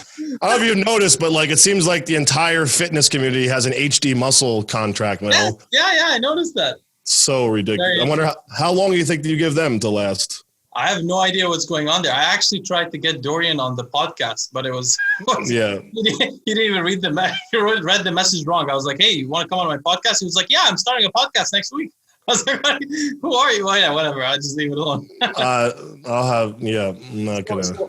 Listen, so I wanted to mention a couple of brief things before we finish. So yesterday, something really annoying happened to me, so I wanted to mention it on the podcast so everyone hears it because I gotta rant a little bit. So basically, let me tell you guys. So, what was it? 5 months ago, I had a guy who follows my channel who contacted me. And this guy, I tell you, I've talked to him a bunch of times.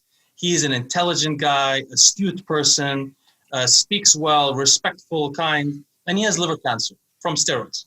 Now, he never used oral steroids. So he just got liver cancer. He's in a bad position. I asked him originally, I was like, hey, would you mind ever coming on my show? You don't have to say your name, just so people can see. It can really happen. It's something to be worried about. 100%. So he told me, look, honestly, I don't feel comfortable doing it, which I totally understand because. What about just a voice or something? Yeah, but even so, like, it's a scary thing. I mean, liver cancer and, so I understood. So I didn't say anything, but I mentioned him every so often on the channel. Well, then like 3 weeks ago, I guess I did a podcast and some other guy listened to the podcast and he had liver cancer too from steroids. So he messaged me. But his message was this. He messaged me on Instagram and he said, hey, Leo, I saw your podcast and so on. So I have liver cancer from steroids. I'd love to do a podcast with you so we can warn other people about it so they don't go through any trouble. I didn't ask him. He asked me. So I was like, all right. So I was like, let's do it. Absolutely. Whatever you need. So I prepared for him. I read maybe 30 papers on liver cancer, which I have no need to do. I read so many papers. I prepared. I brought him on the channel. I sat on the thing. I waited for him, and I was planning. I tried to give him as much encouragement as possible. The guy was using his phone when he's on the podcast. Dude, like literally, I'm talking to him. He has liver cancer. He's dying. He's holding his telephone and chatting. He's not even looking at the thing. I didn't mind. I stayed quiet, be polite, everything, because I understand the guy's liver cancer. I my heart goes out to him. So also he wanted to mention, please include my name because people can contact me for coaching or something like that. I said, in my mind, I was like, dude, you're trying to. In my mind, I was like, no, he really did. He was like, please make it clear there because they can contact me. I coach people. I do all this kind of stuff. I didn't say anything, but in my mind, I was like, dude, you're dying. And you go for the money grab. No. Even if you're gonna go for them, I'm not saying you can't coach people because you got liver cancer. No, maybe in 2 years you learned everything. You learned why you got it, and you could teach people how not to do that. But right now you're dying of liver cancer. So why are you trying to get coaching clients? I mean, but I didn't say anything. I put his stuff there because I feel bad. I'm a nice person. Look, if someone's, I'm not gonna. So I put his stuff there. I know, I get it. Long story short, so what happens? I put a video up. Someone makes a comment. He's like, dude, this guy was on orals at 40 to 60 milligrams a day for 6 years straight. And they say something negative. And so he messaged me like, dude, can you remove this comment? This was very rude. So I said, okay, I delete the comment, which I don't do. I either block someone or I delete it. I don't delete comments. So I deleted the comment for him. A week goes by. And one night I get a message on my YouTube app. It says, someone just left a comment, and I see which thing. It's the liver cancer video. It was a long comment, and by the way, it was a very good comment. The guy was like, why are you sitting in the podcast checking your phone? The guy is there, spend his time and all this, but I wish you the best. I hope you recover, but you need to take such stuff more seriously. So I saw this message. I was like, damn, should I delete it before he sees it or what? Or I let it be. 2 nights ago, he messaged me out of nowhere on WhatsApp. He's like, hey, Leo. He sends me a long text. Hey, Leo. I think it's best that you remove the video now. I've received, I don't think it was taken very well. And I think the way it was presented was not good. So please, if you can remove the video, I would be glad to do another video with you at a later date. So I was like, so I responded back. I said, please don't be hurt too much by the comment. Keep in mind, you're really saving lives. People don't know about this. And it really means a lot. He replied back, said, please don't draw this out any longer than it needs to be. Just remove the video.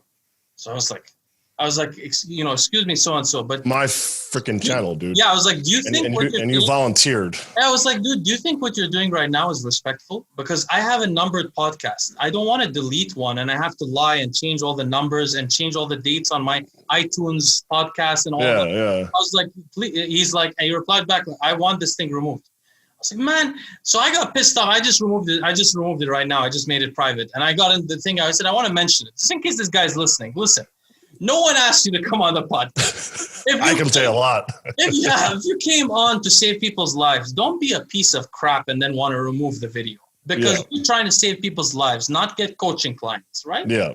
Come on. So do you think, now this is my because I look at things like differently than you because I'm an asshole, but do you think he's even sick?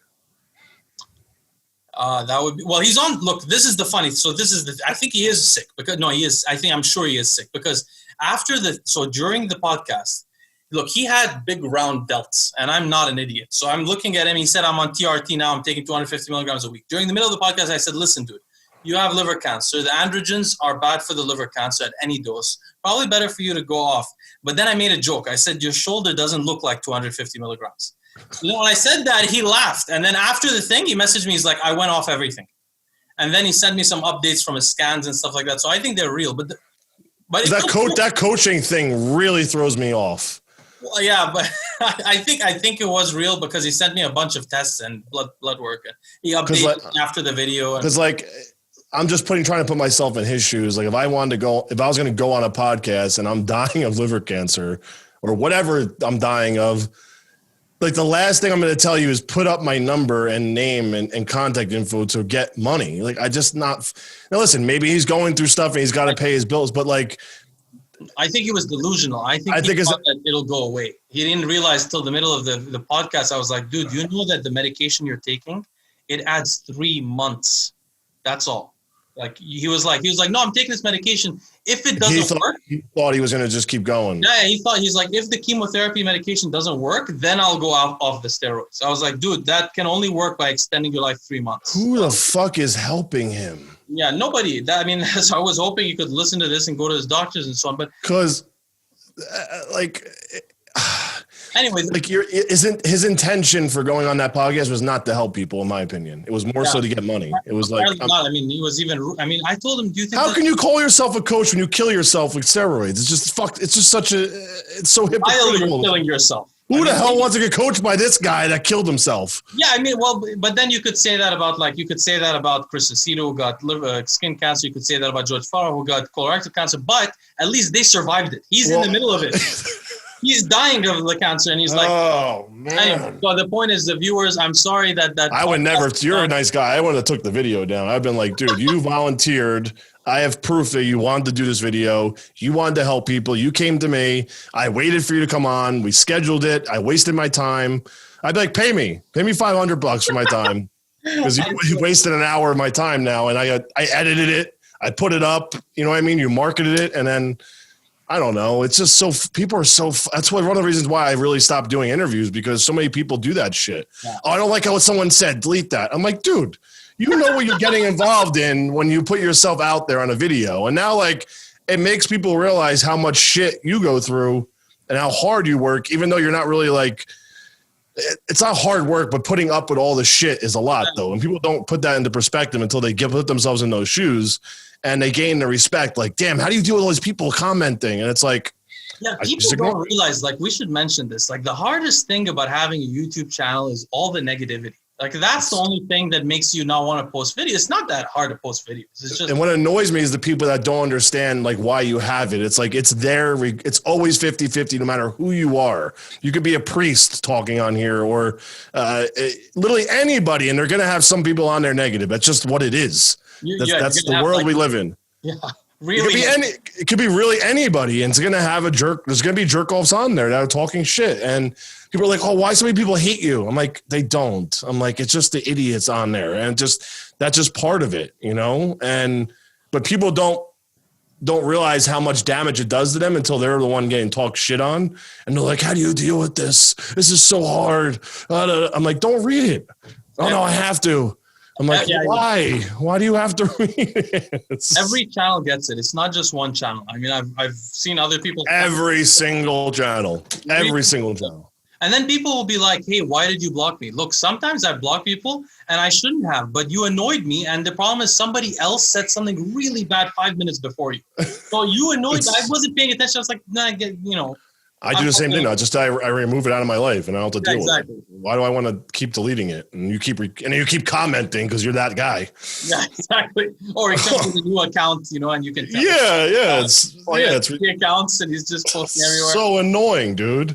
Anyway, so a couple of more things. We got to wrap it up, but I just wanted to mention a couple more things from Fouad's podcast. We could correct a couple of things. So Fouad's podcast, they talked a little bit about what you should do, like. What doctor you should see, what tests you should get, obviously we're not doctors and we're not recommending anything like that, but I just wanted to offer some tips because they did miss some things. So one thing is, if you go to a doctor, let's talk about scans. What kind of scans would you want to get if you're a bodybuilder? Specifically, the most important scan that you can get is an fMRI. That's a functional magnetic resonance imaging machine. It's a huge machine. It costs a lot of money to get it done. You can only get it done if you have insurance. Otherwise, you'll never be able to afford it unless you're very, very wealthy, in which case you would have had insurance anyway. But the point is, you go into this big machine and you do what's called a cardiac fMRI. They'll put a dye into your blood and see how your blood moves around your body. They'll be able to tell if there's a major blockage.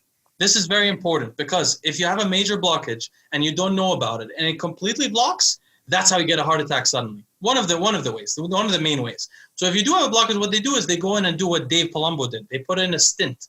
That's a machine that forces the artery open. So you're fine. So cardiac fMRI, the most important thing you can do, you should at least get one every 2 years. So you know if there are blockages. Now, on his podcast, they said you should get a calcium score at least every year or 2 years. I think Ian Valier said that. That's very incorrect. That's way off. When you're young, calcium so how calcium develops is this. First, you develop plaque in your arteries. Those plaques sometimes rupture. When they rupture, you can end up with a blockage, but you can also end up with your body trying to heal the rupture. How does it heal it? It puts calcium there. So, calcifies. Yeah, calcifies. But this shouldn't happen when you're about our age. You should have a 0 CAC score before you're 50 years old.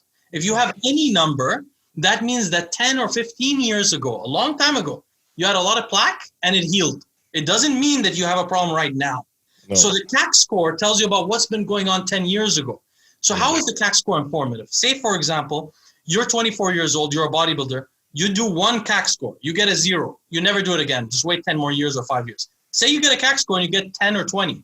You should be freaked out because that means that when you were 20 years old, you had a lot of plaque and it already healed. Yeah. So it's not that informative unless you have a positive score. And if you do get it, you don't repeat it every year because it's not going to change that much. There's nothing change, yeah. And it's a ton of radiation, a really serious amount of radiation. It's on your heart and it's damaging your heart and the blood vessels from the radiation. So you only want to get an fMRI on your heart. Now, on the other things, what could you do? Your kidneys and liver, the easiest thing you can do, the cheapest thing is an ultrasound, which means they use sound waves, doesn't damage them. Don't get an X-ray, and especially don't get a CAT scan, which is what a calcium score is based off. CAT scan is the highest radiation. Yeah. What you should do is get at least ultrasound of your liver and kidneys at least every couple of years, maybe every year, and maybe get an fMRI of your specifically of your liver if you can afford it. fMRI will tell you if you have little tumors or if you have a lot of scar tissue or if you have something like that ahead of time. Yeah, like I told you, I had that little tumor cyst thing pop up. Exactly. And that was just from a regular ultrasound, though. You can find it on ultrasound, and then fMRI will be a bit more accurate, just in case. Yeah. But at least ultrasound. But the heart, you want the cardiac fMRI, which they didn't mention. The other thing that you want to do in terms of blood tests. So they talked about blood tests. They talked about like normal liver values, normal kidney values. They didn't even talk about cholesterol at all. They talked about thyroid. They talked about some random stuff. Many people ask me often, like, what blood tests would you check if you were a bodybuilder still? So what they talked about is correct. Like liver values, sure. You want to check your ALT, your AST, your GGT. What you want to know about these, by the way, your ALT and your AST, if it's in range, that doesn't tell you that much because the range has dramatically changed in the last 30 years. Because Americans have an epidemic of fatty liver disease. I was about to tell you, but tell you, but how much do you pay attention to ranges on blood work? So it depends on the kind of blood work. So for example, on the ELT and EST of the liver, if my liver values are 40 or 50, there's only 2 scenarios in that. Well, there's only 2 scenarios in which that would be healthy. Either, well, not healthy. There's one scenario. I'm muscular. Yeah, I was about to say an excuse for it. Yeah, if you're muscular, it'll be like that. But if you're not muscular and it's 40 or 50, you have either fatty liver disease or you were drinking the night before. And that's within the range. Yeah. So it's not so much about ranges. You don't really want your ALT and EST to be over 20 or 30 unless you're very muscular. In which case, if you are, always keep track of another metric called the alpha-fetoprotein. Alpha-fetoprotein is elevated in about 60% of people that have liver cancer. So it's one of the best biomarkers for liver cancer. People get kidney cancer much less frequently from bodybuilding, but they get kidney disease. So what do you want to pay attention for kidneys? Well, Fouad and those guys mentioned the normal things, which are EGFR and creatinine and BUN and all the kind of stuff. What I want to mention to you guys is something called cystatin C. That's with a CYASTATIN space C.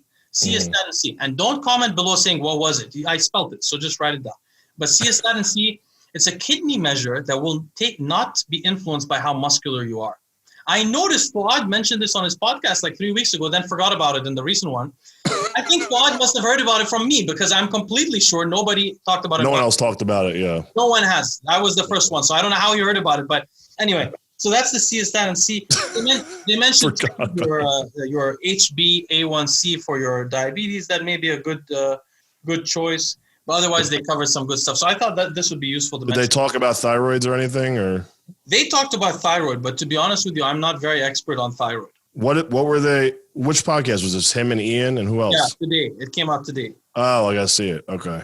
So I was just going to do a little bit more of a Q&A before we finish because we got some really good questions this week. Let's go. Okay, so Well, let's the first one. So NPH Fit, who's a natural female bodybuilder, comments on the channel every so often. We like your comments, NPH Fit, and I've seen your pictures, and you have a great tricep, by the way. It's really tricep from this lady. She says, I also think I heard you mention Layne Norton on the podcast a few weeks back or so. I can't remember. But I think you mentioned he wasn't natural or alluded to it. Forgive me if I'm incorrect. But do you believe he is a lifetime natural? If not, why? What do you think of his opinion approach to nutrition and training? I have a very strong view of this. But what's your opinion? He's definitely another fake Natty, in my opinion. Be careful. Be careful. Wait. Okay. Now I got to talk. Am I saying it right? No, be careful, because let me tell you guys a funny story about Layne Norton that not many people know about.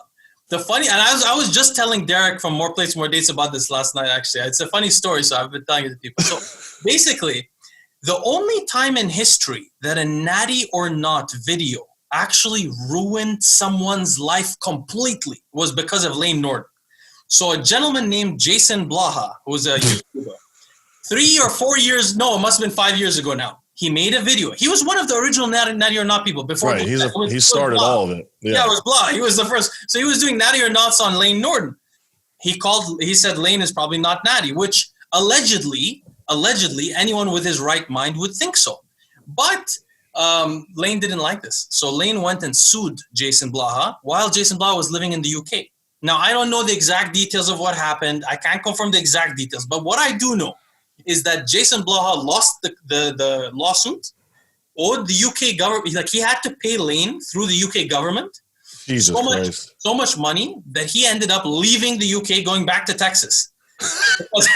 and not only that, his life got destroyed. He got divorced, moved back to Texas. All because of a Natty or Not video? Then he went crazy. He had a psychotic break, and he started claiming he's a mercenary and he's a killer, and he started doing these. Literally, the Natty or Not video destroyed this guy's life. That was what took him down? Yes, he was a normal guy before that. He didn't. I don't remember him that long ago. I remember him that long ago, but I wasn't paying attention to him, I should probably say. Like, I knew who he was, but I wasn't watching him like I did recently, because obviously it's like weird. You know, you're just like, what the fuck? You're like, what drives this individual every day to do these videos, you know? So weird now. And that was I didn't know he did. That's because Layne Norton was on the bodybuilding.com wave forever. That was like his his claim to fame. The first time I ever heard of Layne Norton, I was 14 years old, and I was on the steroid section of the. How fucking old is Layne Norton? Let me tell you. So wait, he's your age, I think. I think he's your age. He's got to be older. No, he's a couple of years older than me. So I was on the bodybuilding.com forums in like 2003. And I was on the steroid sub forum, which is where I spent all my time, either on the powerlifting sub forum, on the steroid sub. So I was I used to see this guy posting all the time in the nutrition sub forum, and his name was Layne Norton, and he just looked annoying. Like, his face was just so annoying. I remember his avatar. Everyone hated it. Like, on bodybuilding.com, everyone was like, this guy is the most douchey. Anyway, whatever. So long story short, I come on YouTube years later and I see this guy's channel. Then he goes and destroys Jason Blaha. So it's pretty entertaining to watch him. So, of course, we cannot comment if Layne Norton is Natty or not, because he will probably sue us. Yeah. So, and why would you get so touchy if somebody said that about you? I'll leave that up to you. Yeah. It's fucking crazy, though, that whole. I'm surprised even. How do I say his name? Fouad. He says Fouad. His name is Fouad. Like Fouad. ODD. Fouad. Yeah. Fouad. Exactly. FU-ODD. I don't know why he had him on. Like, I don't know what he was trying to. For the bulking stuff and for the. But he's not popular. He's not liked. No, nobody likes that guy. But he has a huge following for some reason. He has like 250,000 subscribers. Oh wow! I didn't know you, because I can't even like Google. I don't want to look up that guy's name. He just like irks me. I know. You know what I mean? Like, he's such a dick. Like, That's exactly what I was saying. He's a pompous asshole. Like, I'm like, dude. So what? You know nutrition, sort of. Like, so what? So wait. So okay, let's be totally honest with this. So once. I didn't know that. Like, this is really funny. So a few months ago, I'm on YouTube one night. I'm like, this Layne Norton guy makes a lot of videos. I subscribed to his channel. I never watched one of the videos. I was like, okay, I'm going to try to watch one of these. I got to learn because my channel, you know, I'm trying to make my videos better or whatever. I opened the video. You take some pointers. It was hard to like, I couldn't watch it. He was so douchey. So I just paused it and I went to the comment section. I saw people saying like, there was something like really flattering, like, Dr. Layne, you saved my life. You're so smart. You went to the best schools on earth or something like that. So I responded to this guy who I was just bored. I usually don't do this stuff, but I responded to the guy and I was like, I heard Layne went to really good universities and has a great degree. That's all I said. So he responds back the next morning to me because I get a message saying like Layne responded to you. Something like, yeah, I went to this school. It's not a bad school, whatever. And we got into like a little argument. And the last thing I told him was like, dude, you have a PhD. You're an academic. But every school you've ever went to is shit. Like, how dumb do you have to be to never go to a good school? Your undergrad is shit. Your PhD is from University of Illinois. What is that? Like, I don't know what that is. I understand if you didn't get degrees, but like you got degrees from bad universities, you're dumb. Yeah. You were trying hard. Yeah, like why were you going there when you wanted to be a fucking doctor? Yeah, if you're so smart, why didn't you go to a good university? Why are you so stuck up? Why are you at bad universities teaching us? You know? Why are you on YouTube making money? What the fuck is going on? So basically, I don't think much of him. But honestly, it's not just him. It's just generally people have PhDs in nutrition tend to be not the most smart people. The smarter people that like nutrition, they will do a PhD in biology, or a PhD in statistics, or a PhD in computational biology. And then they'll study the subject they like. But they won't get a PhD in the subject. That's like me getting a PhD in negotiation. Yeah. I'm not going to get a PhD in negotiation. I'm going to get everything. Sociology or economics or something like that. Yeah. So Carved Out of Stone says, Keone is Flex Wheeler 2.0 in a bizarre case of history repeating itself. Possessing some of the best genetics in this generation of bodybuilders, it's becoming ever clear that he also embodies the same self-sabotage tendencies as his former mentor. Contrast the mindset of former champions, Schwarzenegger, Haney, Yates, Coleman, Cutler, Heath, Flex Lewis. These guys were mentally bulletproof and definitely stand in sharp contrast to the guys who had potential but never made it. There's actually no question in here, but it's just... That was a very powerful and correct statement. Like, he hit it right on the head. Carved Out his Stones has good comments. Because Keone, if he was a legit, let's say champion, let's just use that word, he should be in Olympia this year. He should be battling it out. He should be crying about it, whining about it, pulling out last minute, complaining he should have pulled out of Chicago. Like, you just don't let that shit happen when you're in that champion mindset. Like, you know, like...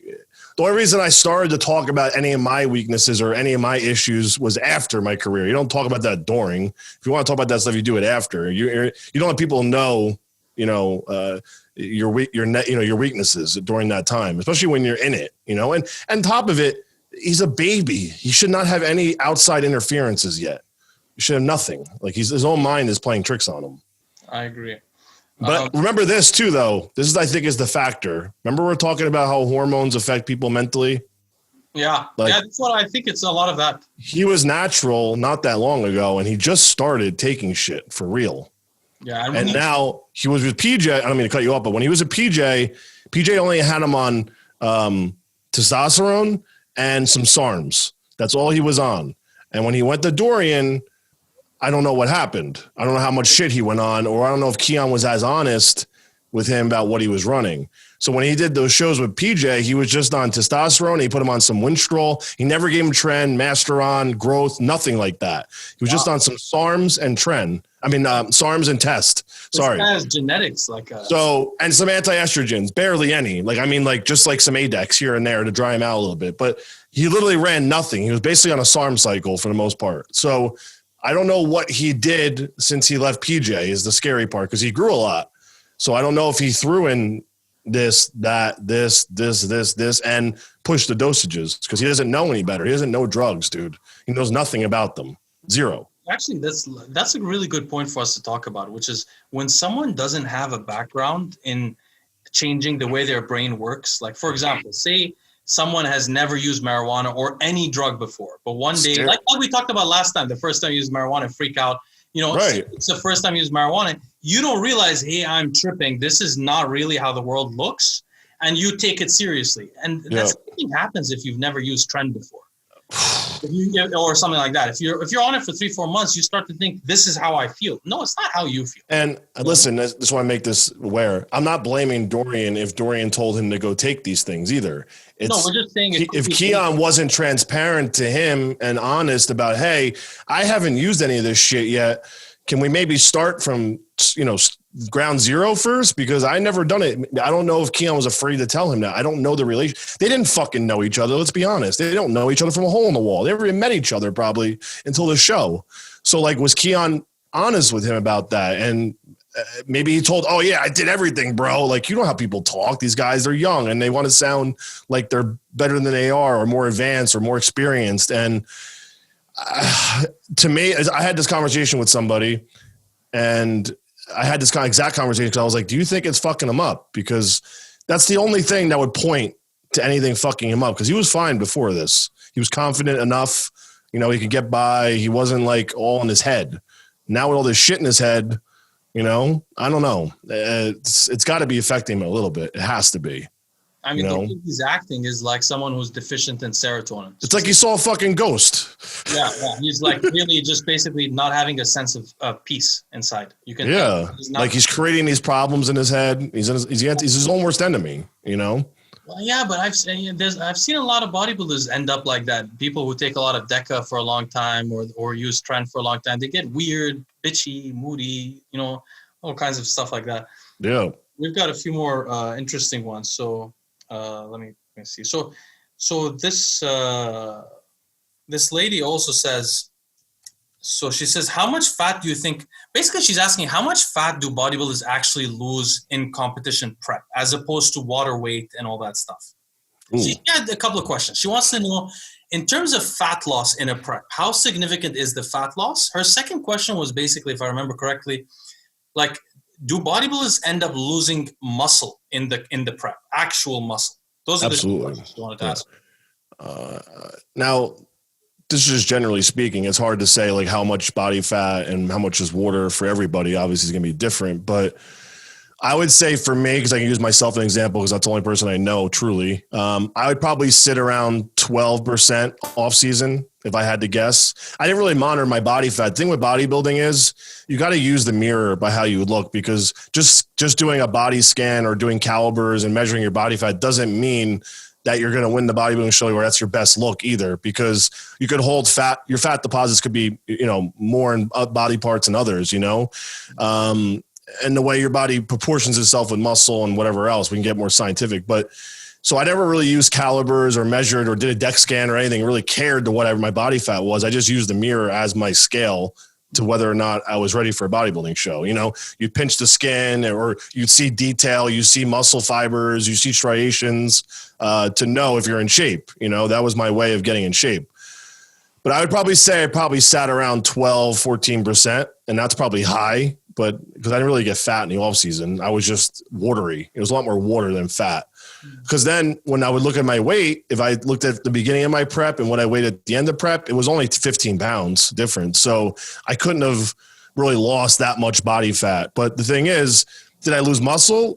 I'm sure some preps I did. I'm sure it's part of the process, especially the last couple of weeks when you're probably pushing too hard than you need to, or maybe the last couple of weeks when you're using diuretics or harsher chemicals, anti-estrogen, stuff like that. I'm sure there's probably some muscle loss, but it doesn't matter though. It's part of the process of going through a contest prep. So, but I'm sure more people lose, most people get out of shape in the off season. So I think the guys that are more out of shape probably lose more muscle during the process than the guy that's leaner. But that wasn't my goal to stay lean. So don't contradict me with Greg Doucette. I was not trying to stay lean, just that my metabolism was wild when I was on gear like that. I was a furnace. I could eat whatever I wanted when I wanted, but I still was on a bodybuilder diet, Let's talk about that briefly. I was going to mention this to you. Actually, I was going to text you about this the other day. Do you notice now that you have less muscle that you can't, it's not about eating bad food. You can't even eat too many nuts. You gain some body fat. Have you noticed this? Yes. And I was just telling my girl, because I went back to the gym now for 2 weeks. This is my second week. Yeah. It's am I enjoying it? Absolutely not. Definitely not enjoying it, because I'm not on anything. And it's I'm literally starting, I feel like I'm on my training wheels on again. You know what I mean? Everything is hard. and I've never experienced this before because I've never stopped bodybuilding. This is the first time I ever stopped bodybuilding. So this is my first time ever resetting and like starting over. So like, I'm not used to things being heavy. I'm not used to being like the weak guy in the gym. So it's very humbling, you know, but my diet. So like, so usually I have to fast for a good amount of time in order for me to have a cheat meal or have anything extra. And I mean like the smallest extra too, like a couple slices of pizza. Like I can't go eat like whatever the fuck I want, like I used to. Like before I'd be like, oh, I want cheat meal today? No problem. Because like I would like look better from it, you know. Now it's like a 5 to 10 pound swing on the pendulum, you know, if I eat too much shit. And then I got to fast it off because if I don't, that weight will just start climbing again. So I have to be very careful with my weight now. I mean, I'm sure you experience it too, especially because I'm still on a ketogenic diet. So when I cheat, it's something very good. And I have to be careful though, because like I can't go have like a meal and then dessert. I have to have just a meal and like or just dessert. I can't do like both of them, you know. It's annoying. It's very annoying. It's very hard. And now I understand why people get fat, because like I could definitely be a fucking huge motherfucker right now if I wanted to.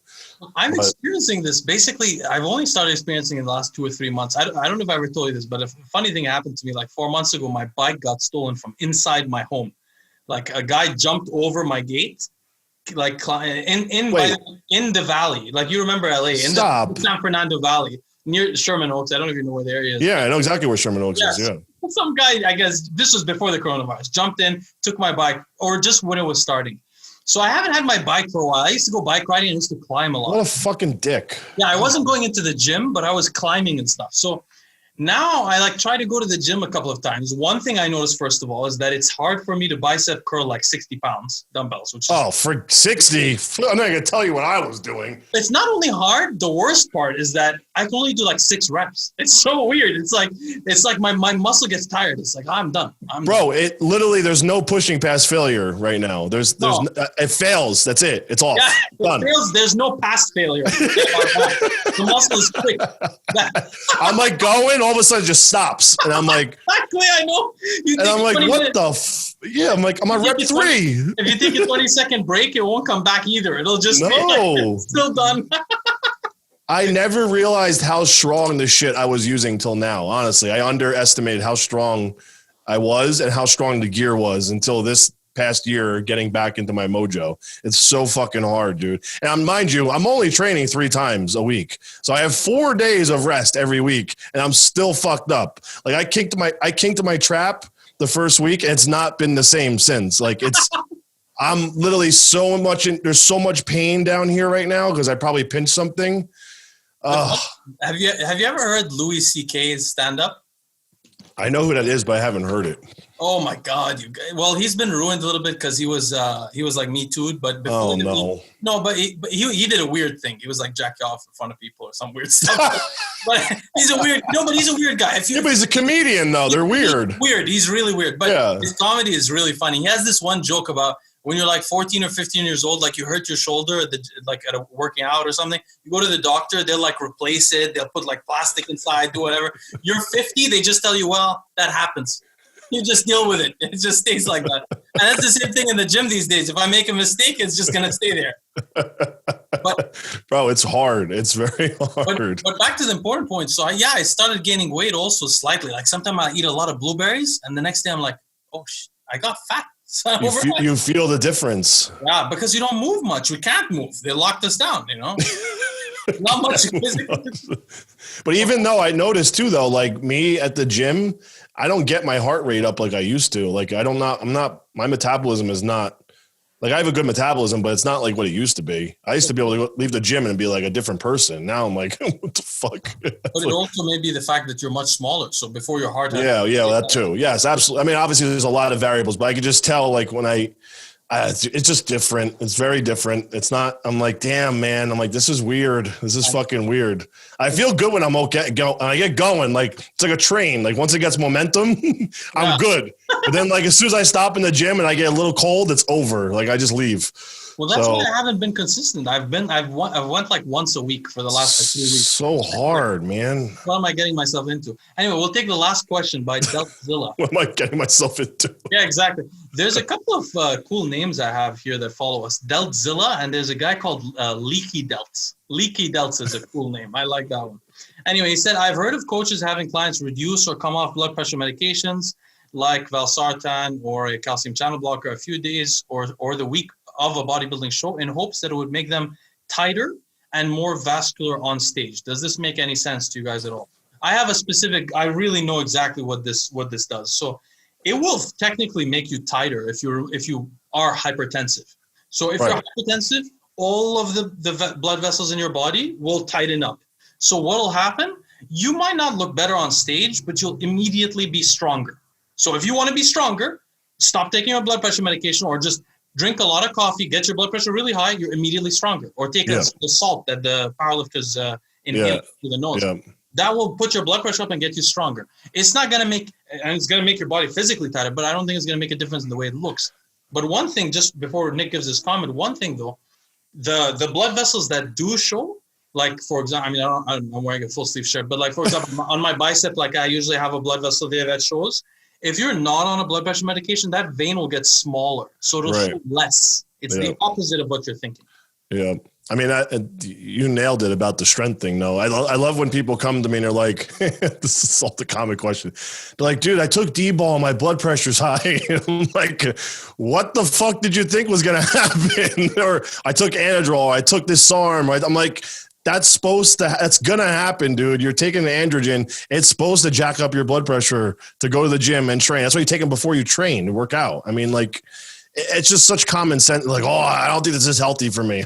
Well, I just want people to know this for those that don't watch my regular videos, because a lot of people watch these podcasts, but they don't see my regular videos. They don't know. Like, for example, guys, just so you know, when you're lifting weights, your blood pressure goes crazy. It goes like 4 times above normal. Like you have 100 over your diastolic.